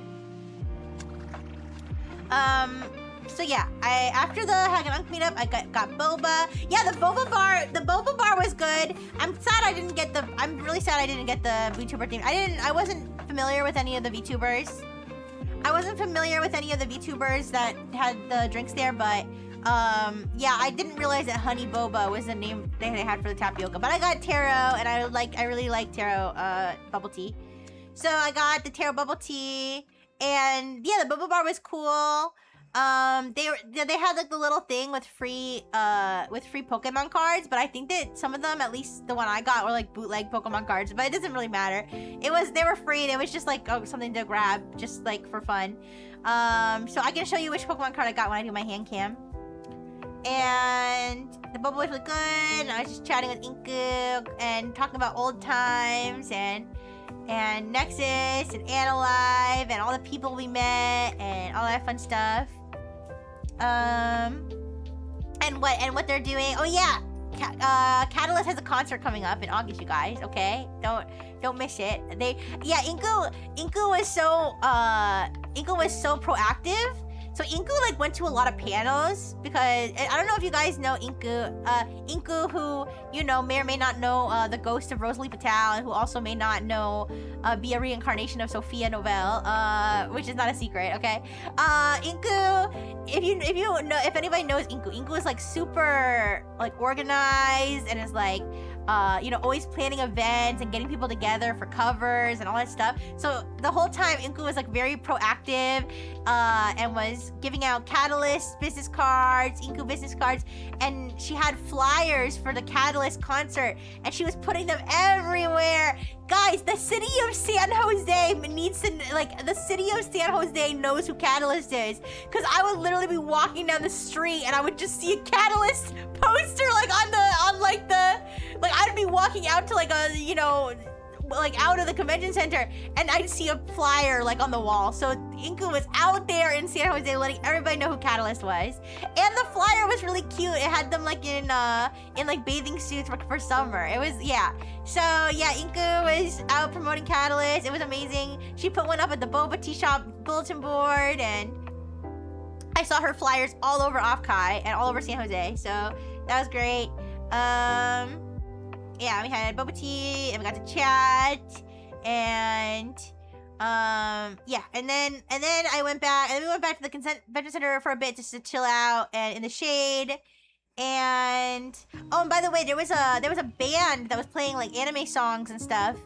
There was a band playing anime songs and stuff that was out at, like near the front of the convention center. They were out there like I think every day for a certain amount of time, like playing. So that was cool. They had like brass instruments and a keyboardist, and that was really cool.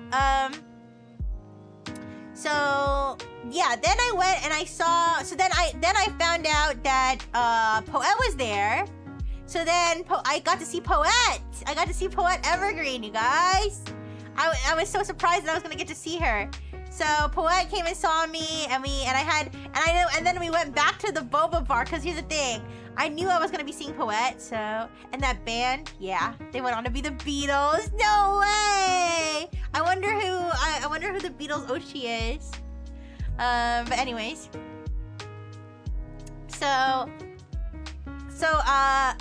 Yeah, I went back to the boba bar with Poet, because I got boba there when I was with Inku, but I didn't get food. I didn't get food because their Oshi is the queen. Rest in peace. She graduated, I think, like from this earth. But what was I saying? Oh yeah, I didn't get food because I knew I was gonna be with Poet, but then I was like, you know what? Let's go back to Boba Bar and get some food, because they had like nice They had like rice bowls. The thing I got was so delicious, but I was kind of upset because they made me throw out the leftovers at Ear Lounge, but it's okay. Sorry, Duolingo. I keep missing my lessons because I spent all day blasting Rome the Animation. No! Oh no, that can't be healthy. Oh wait, that reminds me of when I was at the penis panel. And they were talking about how like after like one of the guys one of the guys who submitted their penis. Oh wait, yeah, Izumi, you weren't here for the penis. You weren't here for me talking about the penis panel. The the what panel? Yeah, the penis panel. The panel where they were showing people's penises. So for anybody who missed it, the penis panel was where they had people who had submitted pictures of their genitalias. Okay. They had people submit penis pics, and then they picked some, and then they had one of them drew line art. One of them drew, and by the way, it was like well done line art. It wasn't like, by the way, it was very well done line art. It was like I said, it almost looked like manga, right? It wasn't like a doodle like in Microsoft Paint. Like Mishi put like actual work into this, okay? So what happened was Mishi drew over the picture. So they were censored in that sense, like that you didn't see just like the raw photo of someone's penis, but it was detailed enough, like that you could see like veins and stuff. Like it was detailed enough. So during the penis panel, so they showed us the pictures that Mishi drew, where Mishi only drew like one per person mostly. But they also had more photos on an iPad that they were looking at that no one else could see. And one of the persons sent like a series where they were like, you know, half hard, fully hard, they came, and then afterward. And so afterward, Vivi would mention that the person's balls looked smaller, like the person's balls looked like shriveled up. And then people were like, yeah, that happens. And she was like, what? It's not, but it's not like, it's not like this cum is in there like it's like a water balloon, and then it like, you know, it empties out. It doesn't work like that, does it? I don't know, you guys. Does it work like that? I don't think so. I'm surprised no one's drawn a penis with some fish scales and eyes on it. The way people are drawing vagina with kitty ears and whiskers on it. Maybe, I don't know. No, it is a water balloon. I don't know. Wait, why did I start talking about balls again? Why did I start talking about balls? I was talking about Poet. There definitely was not balls involved in that. Wait a second. No. Why did I start talking about the penis panel again and the balls shrinking?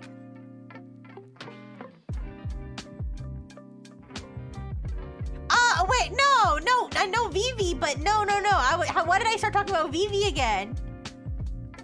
Oh, I know I was catching Izumi up, but no, that's not why. There was a connecting thread. There was a connecting thread between me talking about the balls. What was it? It wasn't Poet. It was...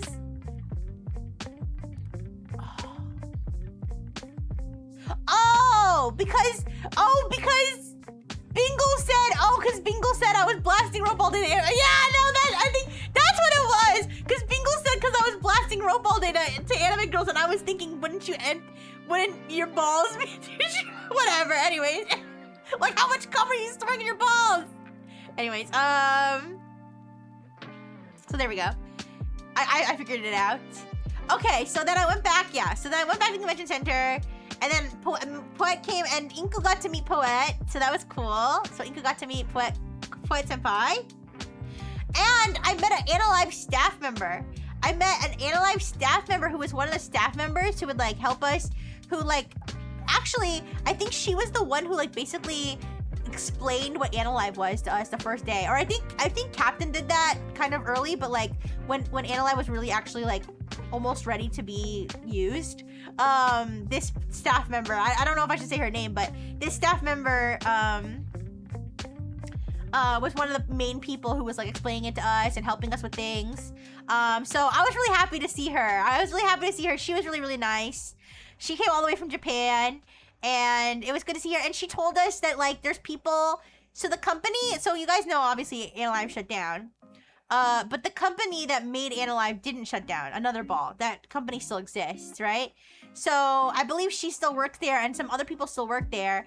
And she told us that the people that work there, like, they still remember us and they still think about us and they still even watch our streams and stuff. So I was like, oh my goodness. Yeah. The balls get shy and trying to stand out too much. Unfortunately, I have work in the morning. Okay. Have a good night, Ishumi. Thank you so much for stopping by. Thank you. Yeah, Analyve did shut down. Yeah, you didn't hear the news, Bingle? Analyve's not around. It hasn't been around for a while. But yeah, so... yeah, so I got to see Analyve. Oh, I forgot to mention that I did get to meet one of the old Nexus staff members and one of my old managers. I'm not gonna name them obviously, but I did get to see them. I did get to be like, I survived. One of them said, I was like, look, I survived Nexus, and he found that funny, and he was like, I don't know if I survived Nexus. one of the staff members, so that was kind of funny. But yeah, I did get to meet one of my old managers, so that's cool. Yeah. Yeah, so anyways, I'm an Analyve staff member. Yeah. I miss Nexus too, but I'm glad I got to meet people that were from there. And I gotta be honest though, you guys though, a lot of people did not know what Nexus was. Like a lot of people did not understand my badge, which I get, like, it wasn't a big agency. I mean, I thought, here's the thing, I kind of had an idea that people probably had heard of it, at least in passing. Cause like, I don't know, I feel like if you're in the VTuber scene, you kind of know the different, like, small agencies that are about, even like the really small ones. Like, I feel like you kind of have heard of, you know, different small agencies and stuff. So I thought maybe people had at least heard of it, but a lot of people, like, hadn't even heard of it. Like, I thought people would have heard of it from when it closed down. Either I thought people would have heard of it either from when it was like, there was a controversy happening, or when it first started, or when it closed down. So that's what I thought people, I wasn't thinking people were gonna be like huge Nexus fans, right? But no, a lot of people didn't even hear of it at all. Apparently Harry, no way. There's no way Harry was there. Are you kidding me? I know Captain was there. I didn't end up seeing Captain, but that's pretty funny if Harry was there. It's raining. You're leaving the convention center. You look at the glass. The manager's sadly looking at you. Drive away, hand on the window, one tear flowing. Ooh. But yeah, you guys. So if you were wondering if the general VTuber world knows about Nexus, apparently not. Like 9 out of 10, at least 9 out of 10 people that I was talking to did not know what Nexus was. Some people did though. Some people were like, oh wait, yeah, I heard about that. Some people even were like, oh wait, yeah, I remember seeing your not graduation, but like, I remember seeing your like Nexus is closing down notice. I did get to meet another VTuber named Janice who has been following me for a while on Twitter. I recognize him. I think he's an orangutan VTuber. Like he has an orangutan emoji in his username. And I remember always seeing the orangutan reply to like or comment or like my posts. So I did get to meet him. That was cool. Orangutans are cool. Yeah, like Linky Kong. Yeah, I got to meet him. And so what was I talking about? Oh, I talking about Poet. Yeah. So I met the staff member. I met Poet. Poet was really good looking, and they did Lanky Kong dirty. Whoa, Lanky Kong. Ooh. But yeah, Poet and I went to the boba bar, and they wanted me. So Poet had the old playing cards. Poet had the old playing cards from 2024 Offkai, and instead of me giving Poet their tarot card and them giving me my playing card, they wanted me to sign the playing card. And actually I was prepared, you guys. I was prepared. I brought a silver Sharpie and a black Sharpie, like a thin, like fine tip one. Okay. So Awen got. So I only signed 2 of the stickers. I signed Awen's sticker and I signed Poet's sticker because Awen came all the way to see me, to bring me the tarot cards, and Poet kind of ended up having to go out of their way to see me at Offkai. So I was very grateful. So I signed their sticker and I signed their card and they signed my card. I don't know if you saw Poet's signature. I don't know if you saw Poet's signature on my card. He has no style. He has no grace. This Kong has a funny face. Aww. Oh, Lanky Kongu. You wish you could afford to go to Offkai. Aw, I wish you could afford one day too. I'm gonna manifest you getting lots of money. Yay! Speaking of money, you guys, I still have not got an update on my card. I don't know if I told you. I'm pretty sure 100%. Well, not 100%. I'm like almost certain that FedEx completely lost my package with my cards. I think they lost it. I think it's gone. Now, I got a full refund for what we were paying for the shipping. I got a full refund. But I don't know. They had mentioned something along the lines of if it gets lost, we will reimburse you. But I don't know the exact. Here's the problem. I don't have a receipt. I don't have like a confirmation receipt, anything for the cards. This is not Icy's fault at all because Icy did it through a website that lets people sell like custom cards, right? And that website never sent me any like confirmation, email, receipt. And I remember like when I bought them, I wasn't even sure I was gonna get them because I bought them, but then once they went out of stock, I was like, wait, I never got like a confirmation email or receipt or anything. Did I even buy these? So then I felt bad because I was like, shit, I guess I didn't get them. Yeah, Icy, it's not your fault. It's not your fault at all. Icy has been very, very, very helpful. It's just the website that they sold the cards to. Yeah, I never got any contact from them, so I was like, well, I guess I didn't get the card. I guess I missed the sale. And then one day they just showed up.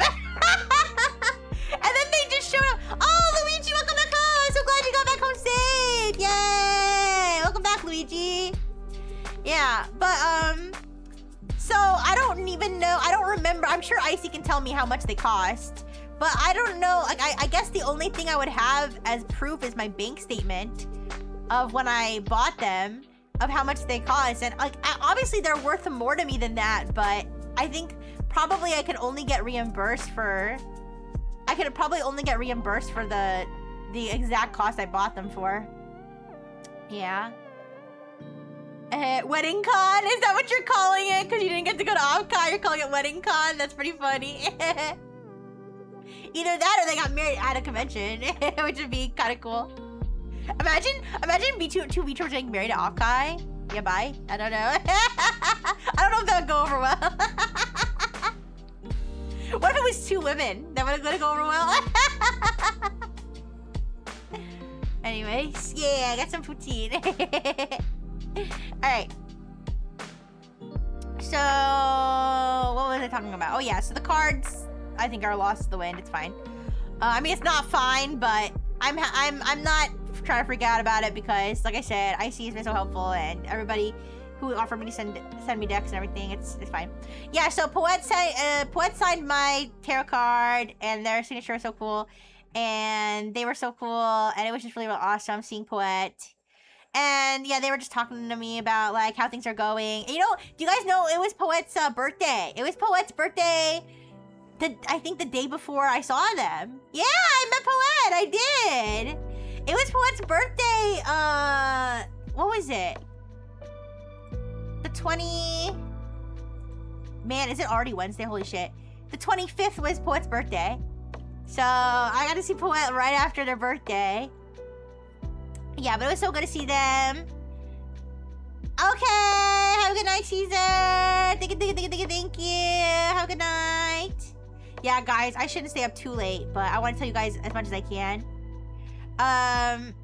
Yeah, and then so I left Poet with the signed cards. Oh, and Poet and I, we were like, So we were both running out of battery, and so Poet was like, "I'm almost out of battery. When I get there, can I use your charger?" Did I get in any fist fights? No, I didn't get any fights with anybody. That would have been kind of fun. Actually, well, I have a story. I have a story from the airport. Don't worry, I'll tell you that story. I didn't get any fist fights, but I have a funny story. So, anyways, yeah, maybe next time. So, what was I saying? So yeah, I signed. Oh yeah, so when Poet got there, yeah, I did meet some Analyze people. When Poet got there, they were like, "Can I borrow your charger?" I was like, "Yeah, my portable charger." So I let them take my portable charger, but I'm so dumb because my portable charger was out of batteries, you guys. My portable charger was out of batteries, so I was like, crap. Luckily, the Analyze staff member had a portable charger that Poet was able to use. Then I realized, wait a second, my phone needs to charge, and I don't have a portable charger. So when we were at the boba tea shop, we were like taking turns charging our phones because like we did I have a portable charger? No. But actually there were some really nice people. There were some really nice people at the boba bar who let us sit at their table like to charge, and then I met another group of really cool people there. It's funny, one of the people gave me was he was like a really like what's the word? Just seemed like a really like happy, enthusiastic person, like very charismatic, and gave me his business card. It was also a photo card, and he had like that like a really good VTuber voice, I guess. He had like a really good VTuber voice. And yeah, I followed him, and he's only 19 years old. I was like, wait a second, I'm too old to be following you. But I was like, I mean, I guess I guess you're an adult, it's fine. But I was like, oh, it's cute to see like a baby VTuber out there promoting himself, you know? Because he was like so excited. He was like so excited to give me his photo card. But yeah, so I met some nice people at Boba Bar. No! I know it's weird when you're this old. Like, you feel weird if someone follows you and they're like 18. It's like, wait a second. No, but I got to meet a baby VTuber. Honestly, like a lot of the people I met, like a lot of people were like 30 plus. Like honestly, a lot of people are older. I don't know what the percentages are. I would say like at least the panelists, like I feel like a lot of the panelists were like at least 30. Yeah. You got 15-year-old intern? They're making 15-year-olds intern? That sounds unethical. I've never even heard of that. I mean, then again, I guess you could work at 14, which is crazy. But, yeah, man. I know, I felt so old.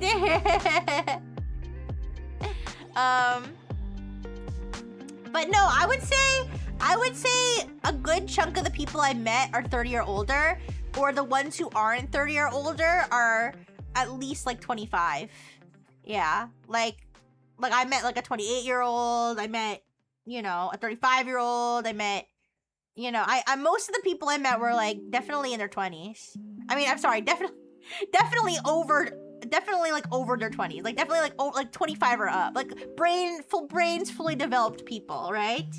Yeah, but there were definitely some babies there too. Like I said though, like the one I met where I got like flashbanged by the 19 in his profile, where I was like, "You're just a baby. Why are you talking to adult strangers?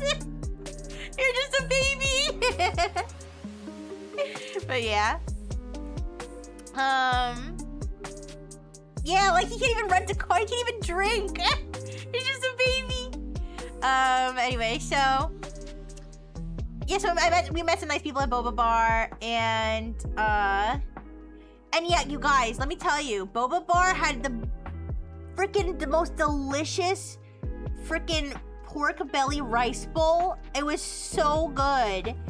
It was so good. I only finished half of it though, and then when I got to Ear Lounge, they made me throw it out because they said you can't have food. I was like, I'm not gonna like whip it out and start eating it, but listen, I had to obey, because remember what happened at Ear Lounge. I'll talk about what happened at Ear Lounge, okay? But because that's shortly after this. So yeah, I met Poet. We signed each other's things. We caught up.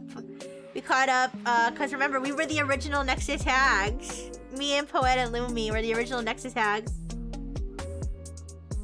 But yeah, so after I caught up with Poet and then Poet had to go, I went to the Pixel Parade. I went to the Pixel Parade thing at the Ear Lounge. So the Ear Lounge, that was where I was getting my bag checked by security, and I leaned over, like I think I leaned over to like take something out of my bag so I could see what was under it, and my pen that looks like a syringe filled with blood fell out of my pocket, and they looked at me like they actually looked at me crazy, like they thought it was a real syringe for like a second, for like a split second, and I was like, it's a pen, it's a pen, it's a pen, it's a pen, it's a pen, it's a pen.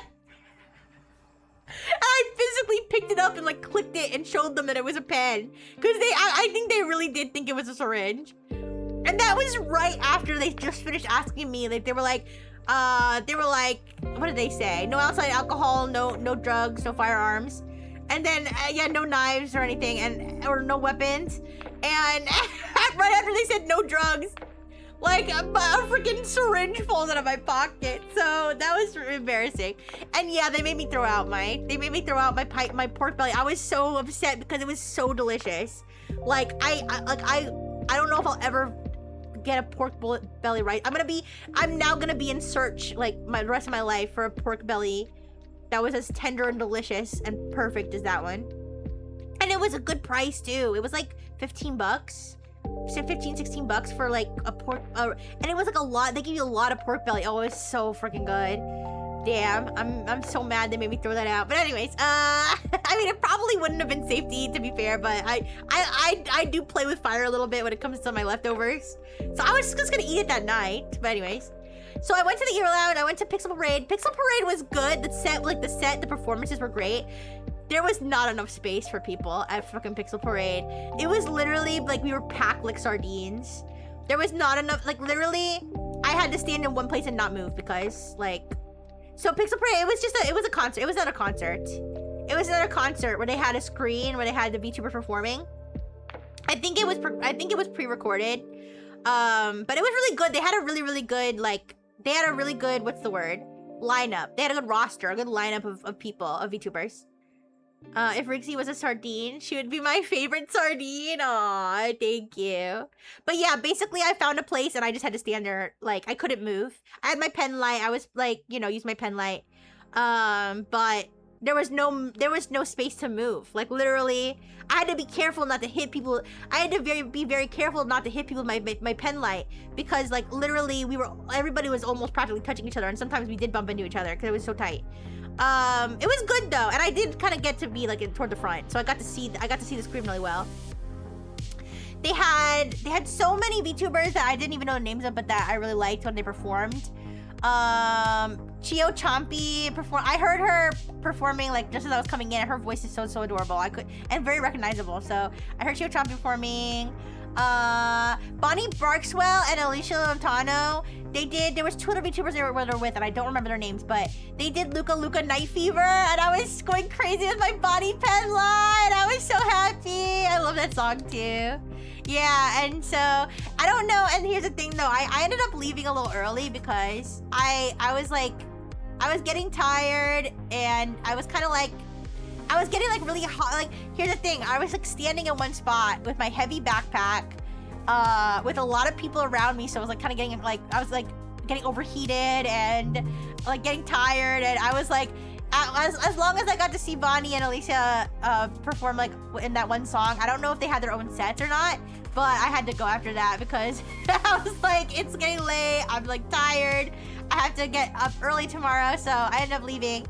And you know, another standout that from that I remember is Jax. There's a VTuber called Jax. I want to say, is she a shark? Let me see. I've definitely seen her before on like Twitter. I've definitely seen her. Oh, she's a gargoyle. My bad. I'm gonna follow her now, actually. She has what I believe to be a very thick Boston accent.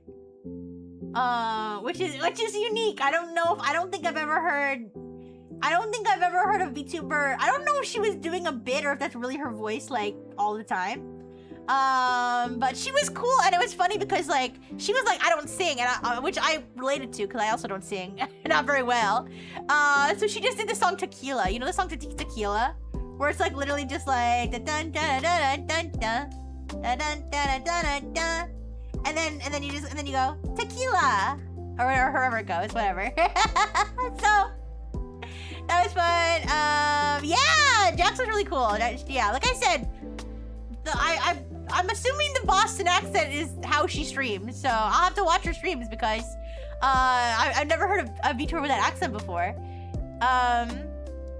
You know what I'd like to meet? I'd like to meet a VTuber with a New York accent, like a thick New York accent. That would be cool.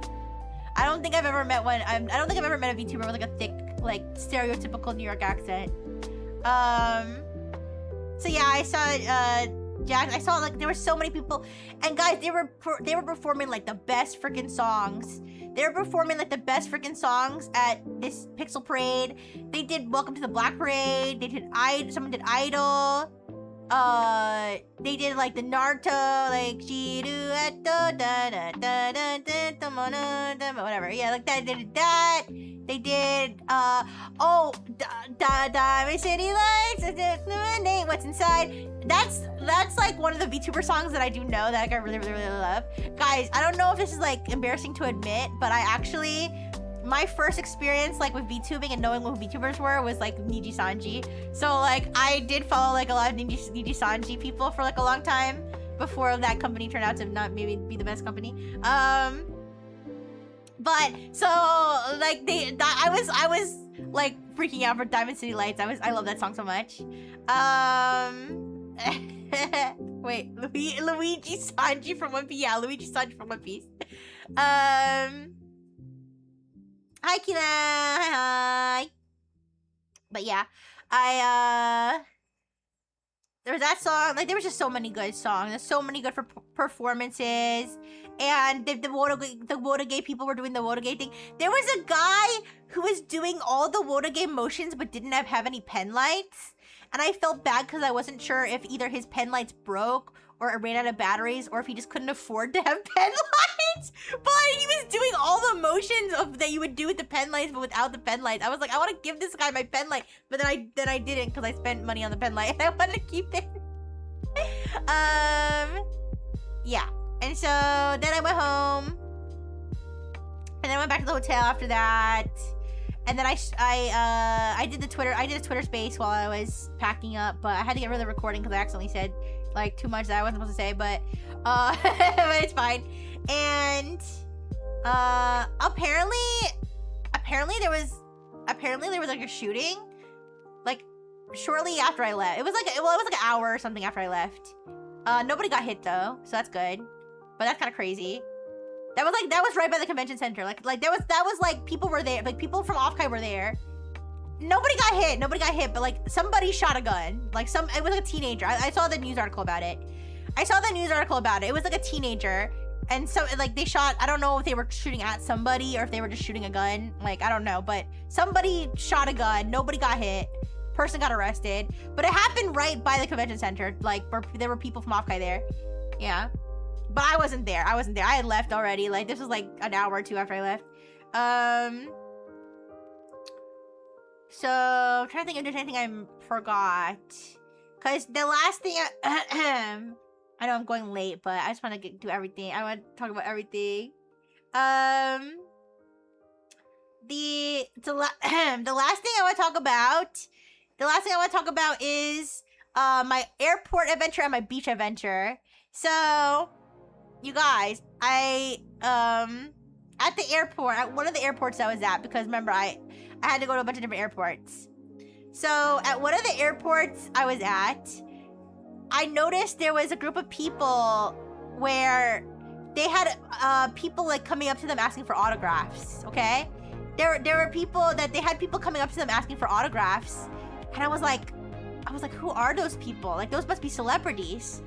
So but I didn't recognize them. So I was like, So I was being a little creepy, okay? And I took some I took some pictures of like their face and their clothes and their tattoos, like, to see if I could figure out who they were. Okay, I'm not gonna post the pictures anywhere. I did feel like a creeper though, because I was trying to like be discreet. I was trying to be discreet and take the pictures, right? And in one of the pictures that I took of these like celebrities, and one of the pictures I took, like one of them, you could definitely, like, he's definitely looking at my camera. Like he not only is he looking at my camera, he kind of has a stink face on, so I kind of felt bad. Or not a stink face, but like kind of like a what are you doing face, right? So I felt kind of bad, but either way, I took pictures of these because they were definitely like, people were coming being like, oh my God, I'm a huge fan.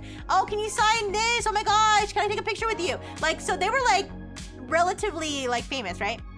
So I was like, I gotta know who this is. I gotta know who these people are. Like, these are some sort of celebrities. They didn't have like, they had like a posse, but they didn't have like security as far as I could tell. So anyways, I ended up figuring out who they were based on like their tattoos, and one of them was wearing a clothes that had like the name of an event on it. And so I was able to find out who they were, and they were, I'm not gonna say exactly who, but they were professional WWE wrestlers.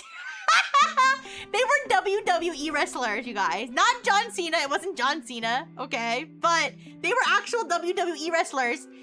And it was funny because, remember I said that one of them looked like he could see that I was taking a picture, right? I was like, oh my God, can you imagine? If he like threw me over the escalator and like fucking body slammed me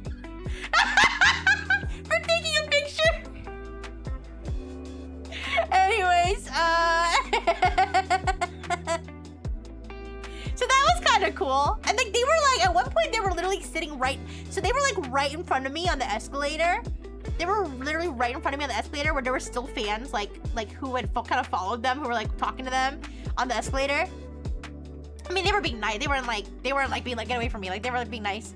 And then they were sitting right next to me right after I went through security. But, and I took some more creep shots. But anyway, I'm not gonna post them anywhere. I was just like curious. So that's the story about how I almost got beat up by WWE wrestlers for taking creep shots of them.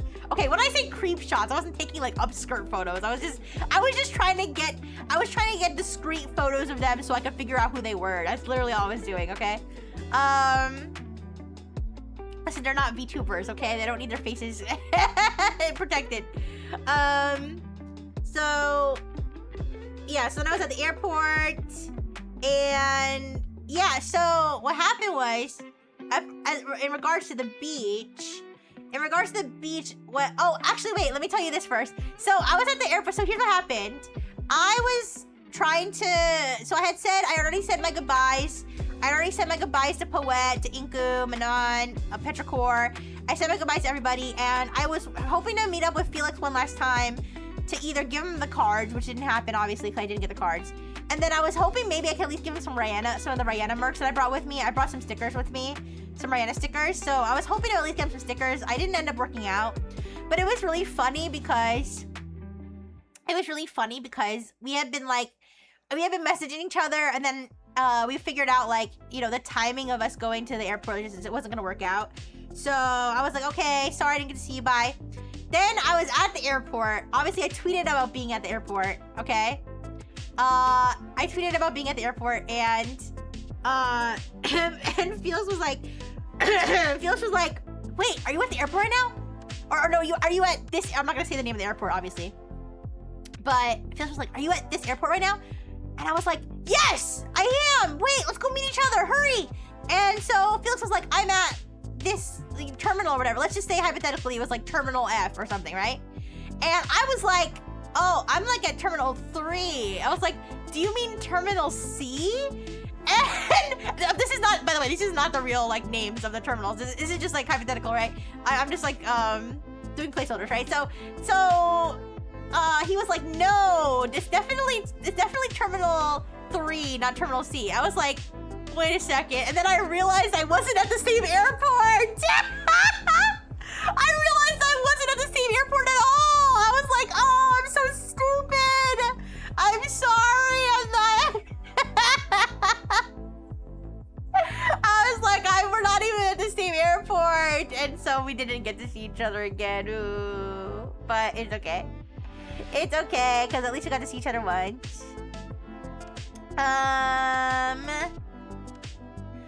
So what else?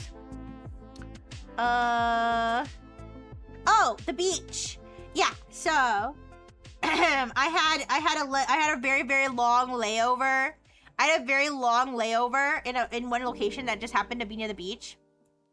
You could probably figure out where it was. I don't know, based on airports near the beach. But either way, I was at an airport. I mean, maybe not. Maybe there are more than I'm thinking. But it was pretty close to the beach, so I was able to, during my layover, I was able to go over there. Oh, so the taxi driver. So I did have a taxi driver.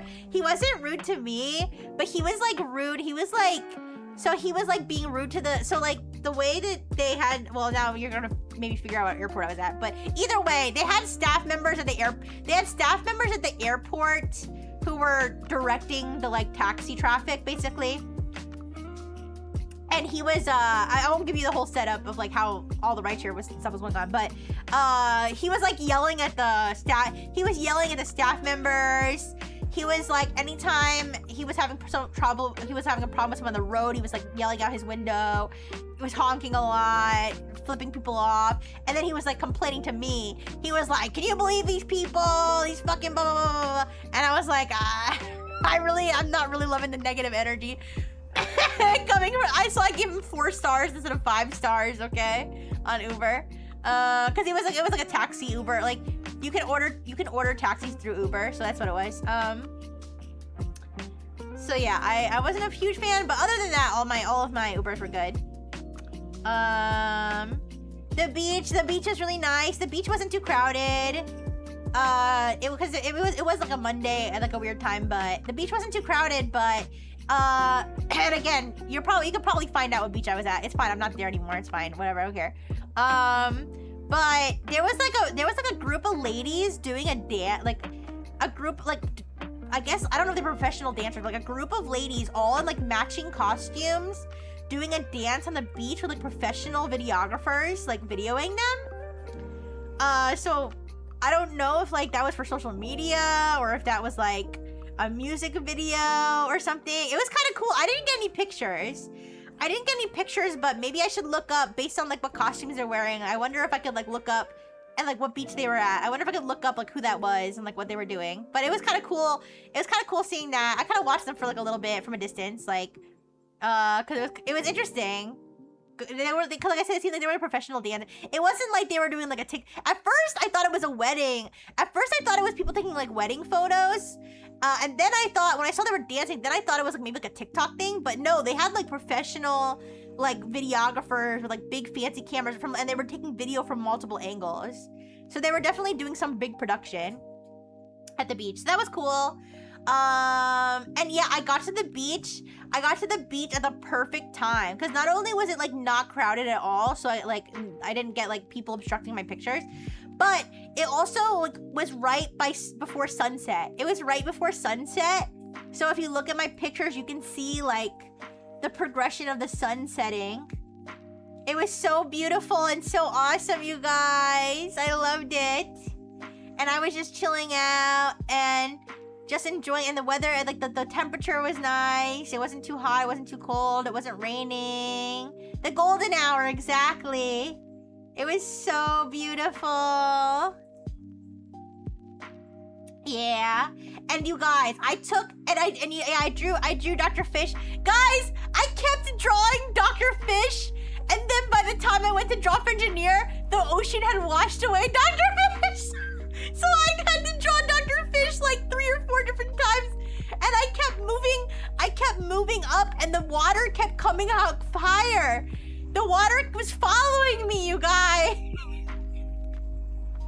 kept washing away. Ooh, I finally got one where I got them both in the picture, and I was like, I have to hurry before the sun sets and it's too dark to take a picture. Yeah. And I took a picture of my footprint in the sand. Yeah, my shoes did get a little sandy, because first I was walking in my shoes and I was like, I need to take my shoes off. Dr. Fish Jr. and Dr. Fish the Third, rest in peace. Ooh. But yeah, so I had a really good time, and I took so many pictures. So I only posted 4 pictures. I sent a bajillion photos to Rihanna and to Lulu. Of just Rihanna. Oh wait, Rihanna, can I tell them the reason I went to the beach? I will say it was Rihanna's idea for me to go to the beach, but I don't, if you want it to be a surprise, I can tell them. Okay, so Rihanna was telling me that somebody had brought her to the beach or to the ocean, all the way in the Atlantic Ocean. I don't know the exact location, but all the way in front of the Atlantic Ocean, and was like, oh, wouldn't it be funny if I could go all the way to the Pacific Ocean too? Like, so that Rihanna could travel all the way across the United States. And I was like, bet. I was like, bet, let's do it. At first, I was thinking of going to the San Francisco Bay, because that was closer to San Jose, but it turned out my layover location was even better, because that was right on the Pacific Ocean. So Rihanna got to see the Pacific Ocean and the Atlantic. No! Blue, blue! What's the matter, Blue Blue? You wanted to go to the beach with me. Ooh. I'm sorry. Listen! Ooh. So I got to go to the beach with Rihanna and Lulu. I wish I could have taken more. Of my VTuber friends, but at that point I had already packed all my other VTuber stuff. In my checked bag. So the only things I had were my keychains that were on my bag, which was Rihanna and Lulu, and then I had my own stickers. So not only did I take pictures of Rihanna, and not only did I take pictures of the three of us, I took multiple pictures of each person, me, Lulu, and myself. That was me, Lulu, and Rihanna. Sorry, me, Lulu, and Rihanna. Not only did I take multiple pictures of each person from multiple angles, but I also took pictures of every single pairing. So I have pictures of just me and Rihanna. I have pictures of just me and Lulu, and I have pictures of Lulu and Rihanna together.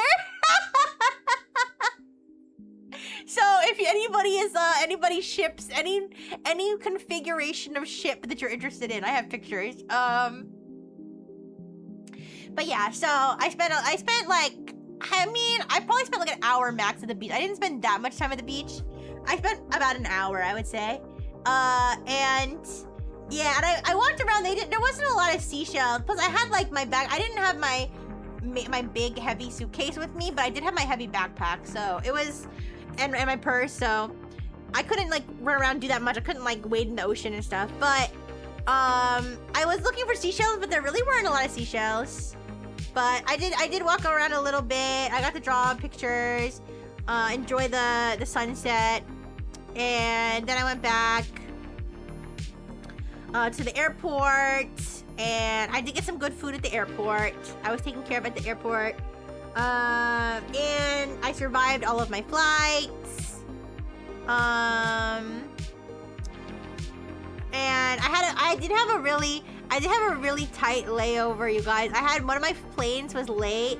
See, now you're gonna triangulate. You're gonna find out, like, exactly where I am based on, like, this flight information. But I did have to run across the airport for one of my flights. I made it, though. In the end. It was okay. Oh, yeah, that was Dr. Finch. Yeah, Dr. Finch was helping me take some of the pictures, of course. Dr. Finch was helping me take some of the pictures. It's so cute. Aww.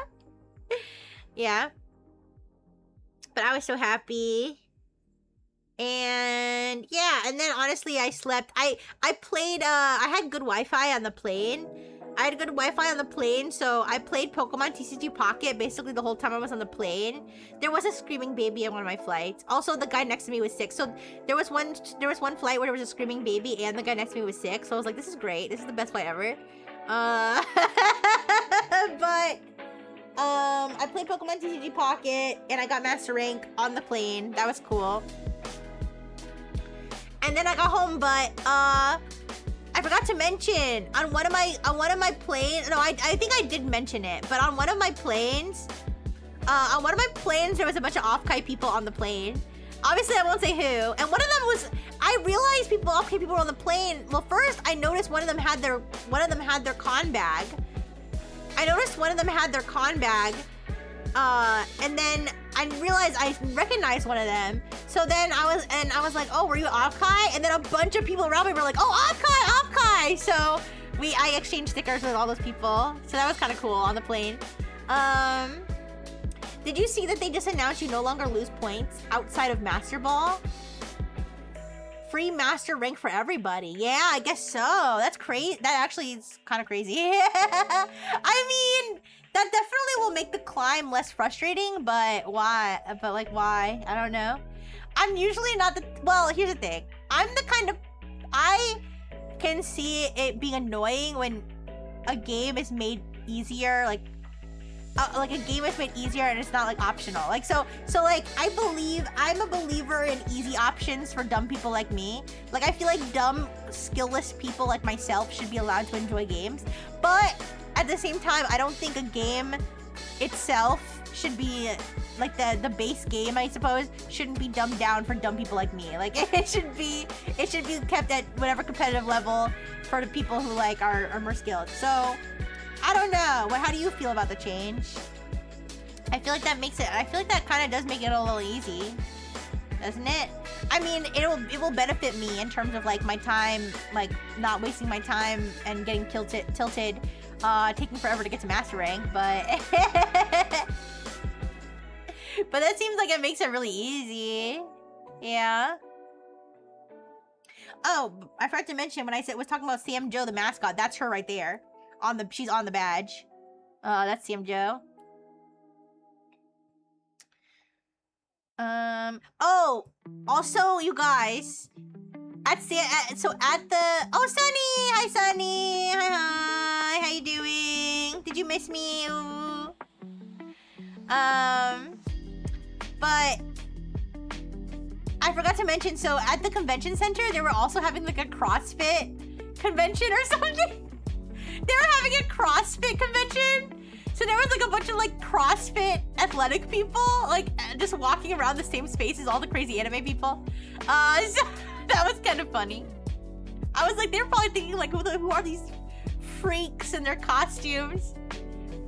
The Right Honorable, the former deputy head of Grand Council, Lady Samantha Joel, Offkai McOffkai Face Burlington, the 14th patent pending.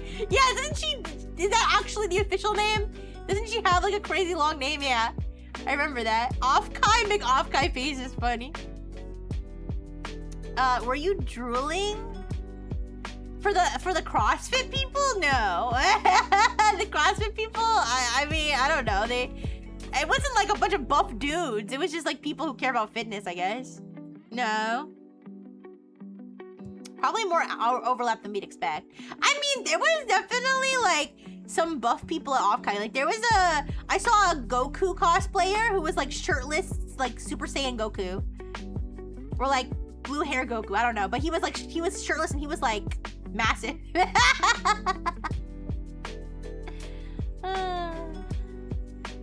I think that's bad because it doesn't reflect the real rank of player. You know what? Good point, Art Banks. True, because if everybody's master rank, no one's master rank. Then it's basically, you could only like delineate like who's the skill levels from the elo levels, which is like, I mean, is okay, I guess, but true.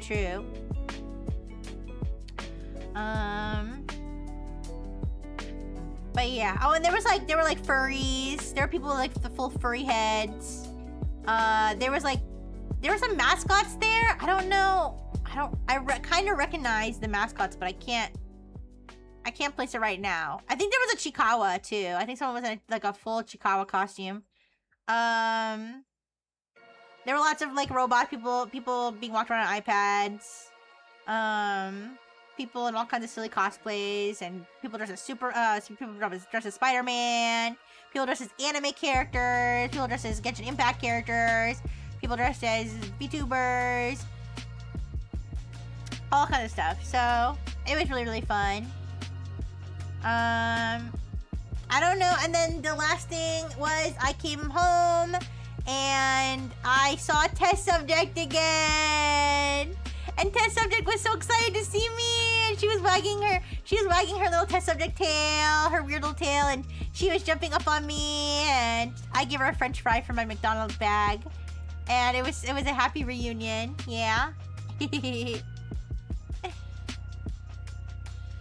So, and that was my Offkai, yay! subject. Ooh. But yeah, if you guys have any questions, let me know. Because I'd be happy to share anything that I can about my experience. I think I remembered everything, but I'm sure I'll think of other things that I forgot to mention.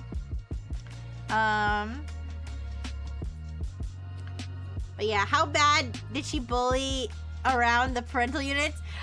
Well, they said that they have to keep my test subject and we have to keep test subject and my parental unit's dog separate because their dog is very he's very large and like he's not like necessarily aggressive, but like he definitely seems like he wants to eat her, like actually cannibalize her. So they kept them really separate. But what they did was they had it where they had him tied up, like they had him like leashed up to something like with like 3 different leashes, so he definitely could not escape. So every time they brought her into the house, they had him leashed like that so he could see her, but he couldn't get to her because they wanted him to kind of like get used to seeing her without like wanting to attack her. And then every time he didn't try to attack her, they gave him like a treat. But they said that they really just don't think that he's... Yeah. What the... What, you want to be leashed up like that, 200 ponies? How are you gonna share a leash with every horse? Or every pony? But anyways, so... Yeah, they just don't think that he's smart enough to not cannibalize her, so they probably won't be friends. But at least it worked out where they didn't, eat each other. And so she was there she stayed at my apartment for most of the day where they checked in on her like every 2 hours. which is pretty dedicated. I'm grateful that they did that, because that's like they like took turns, like paternal unit and maternal unit, but that's a lot of time to like go back and forth. But they wanted to make sure she was well kept care of, and then at nighttime they went and they picked her up, and then they kept her overnight. So she got to spend a lot of time at her grandma and grandpa's house, and I missed her, and they sent me lots of very cute pictures of her. So it was really nice.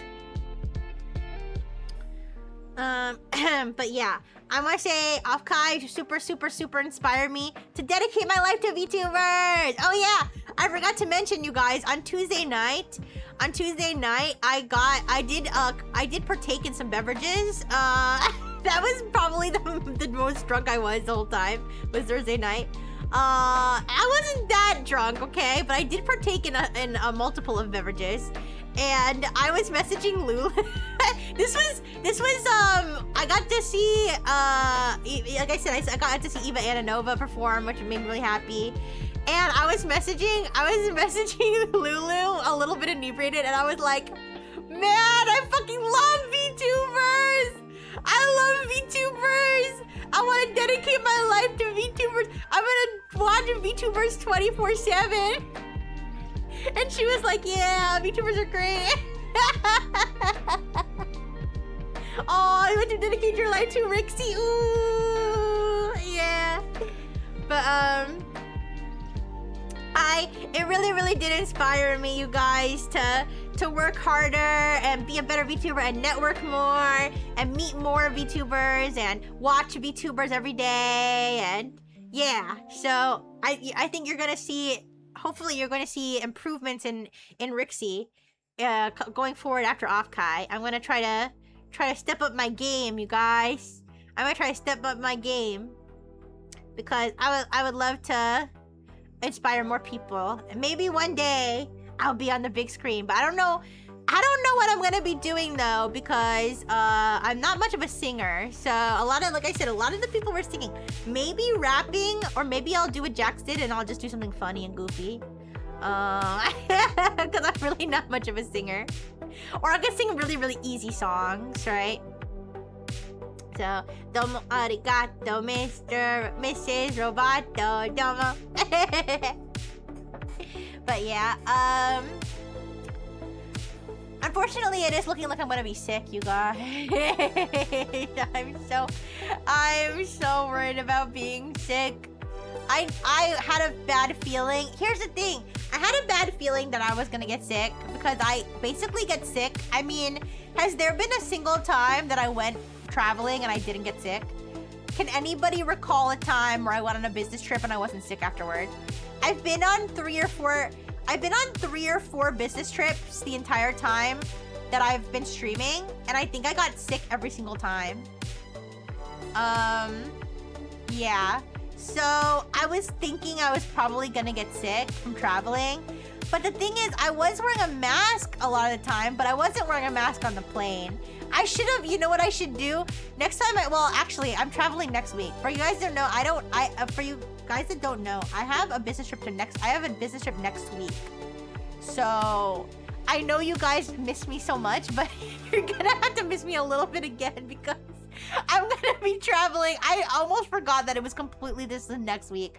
I mean, I mentioned it a couple times, but it is literally next week that I have. So I'm here this weekend. I'm here next weekend too. It's the middle of the week. So yeah, I'm gonna be at an undisclosed location, but I'll be streaming from the hotel again. Yeah.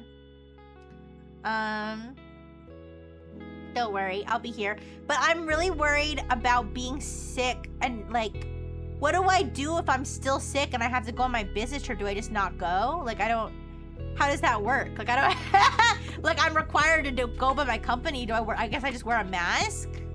Like, I'll wear a mask if I have to. Like one of those N95 masks. But I guess it depends on how sick. Yeah, I mean, hopefully if I'm sick, at least, hopefully I'll only be sick for a few days. I tend to be sick for a long time, but if I could try to like sleep it off and try to not be sick, not be too sick, and, you know, drink a lot of water and whatever I have to do, to not be sick before my business trip, that would be good. But I hope I get to stream. I hope I do get to stream like every day. I'll post a schedule. I could post a schedule either, well, it's kind of late, so I'll post a schedule tomorrow of what I'm planning on streaming.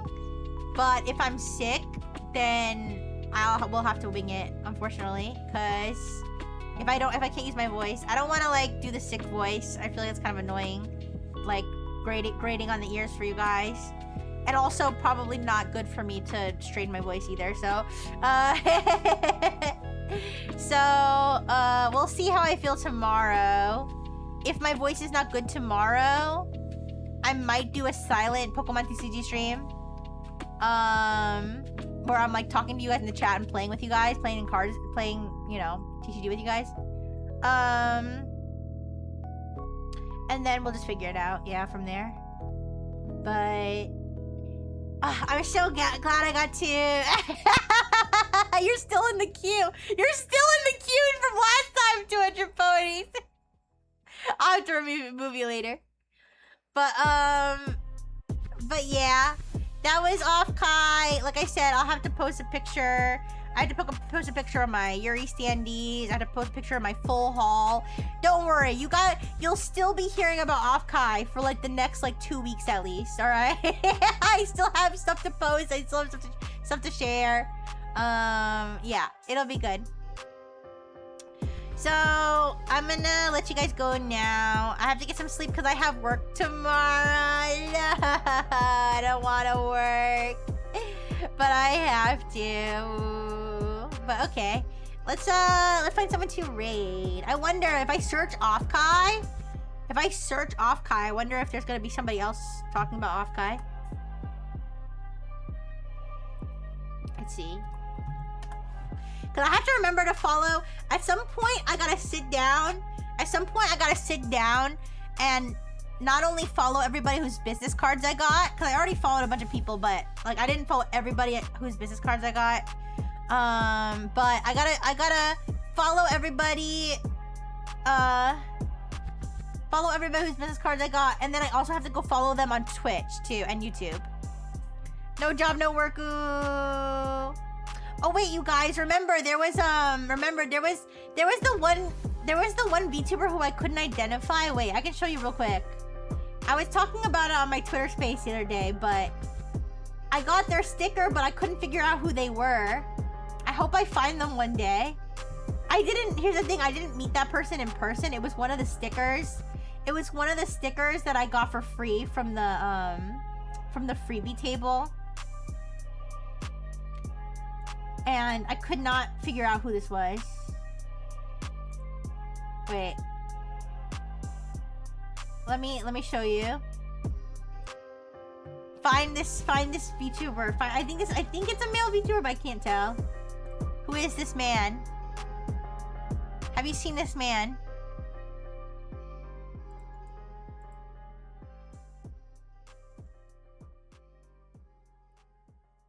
This one. Who is this? No, as you'll notice, it has the art credit, okay? I searched this artist and I scrolled down their whole feed down to like 2022 and I cannot find this piece of art. So, if this must have been a private commission. I don't know who this is, but if you know who this is, tell me so I can follow them. I got their sticker. It's cute. It's a very cute sticker. I just wish I knew who this was. And you guys, if you're wondering, the sticker is transparent. Like, the sticker's not white. The sticker's transparent. The back is white. So if I put this on something, it's just gonna be the picture and the artist name. But yeah. All right. So that was the mystery VTuber that I couldn't find. All right. There are a lot of people talking about Offkai, you guys. There are a lot of people talking about Offkai. Let me see if I can find one that I recognize that I met. If not, I'll just pick somebody. Here, let's do. I'm gonna. Let me just make sure that they're not like gonna end soon. 1 second. Let's see how long people have been streaming. All right, there's an ad. I don't know. You know, obviously, I don't know how long each individual person usually streams. All right, I think I'll wait for this person's ad and then I'll raid. All right, let me mute. Okay. But the person that I'm going to be rating is named Fukahire Mizumi, and they are just chatting about Offkai, talking about their Offkai experience, just like me. I work hard. No job, no work. Aw, thank you. Well, I'm gonna work even harder. I'm gonna work harder to be the best VTuber that I can be for all of my wonderful friends and years. You deserve to have the best Oshi ever. And I'm gonna try to be the best Oshi ever. Okay. All right, guys. I can now send you guys. It does look like they're doing some karaoke too. But all right, let me send you over to Fukahire. And I'll give them a follow too.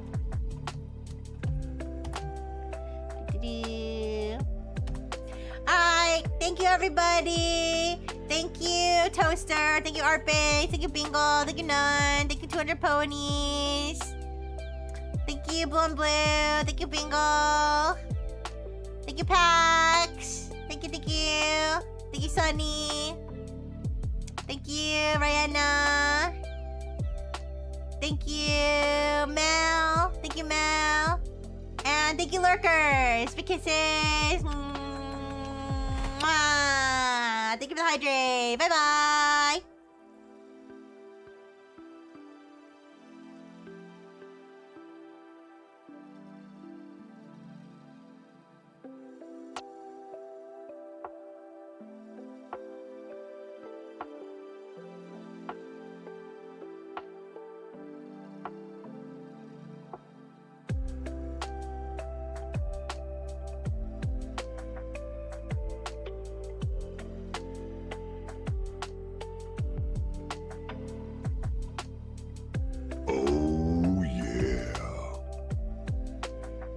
Fukahire Mizumi is now following.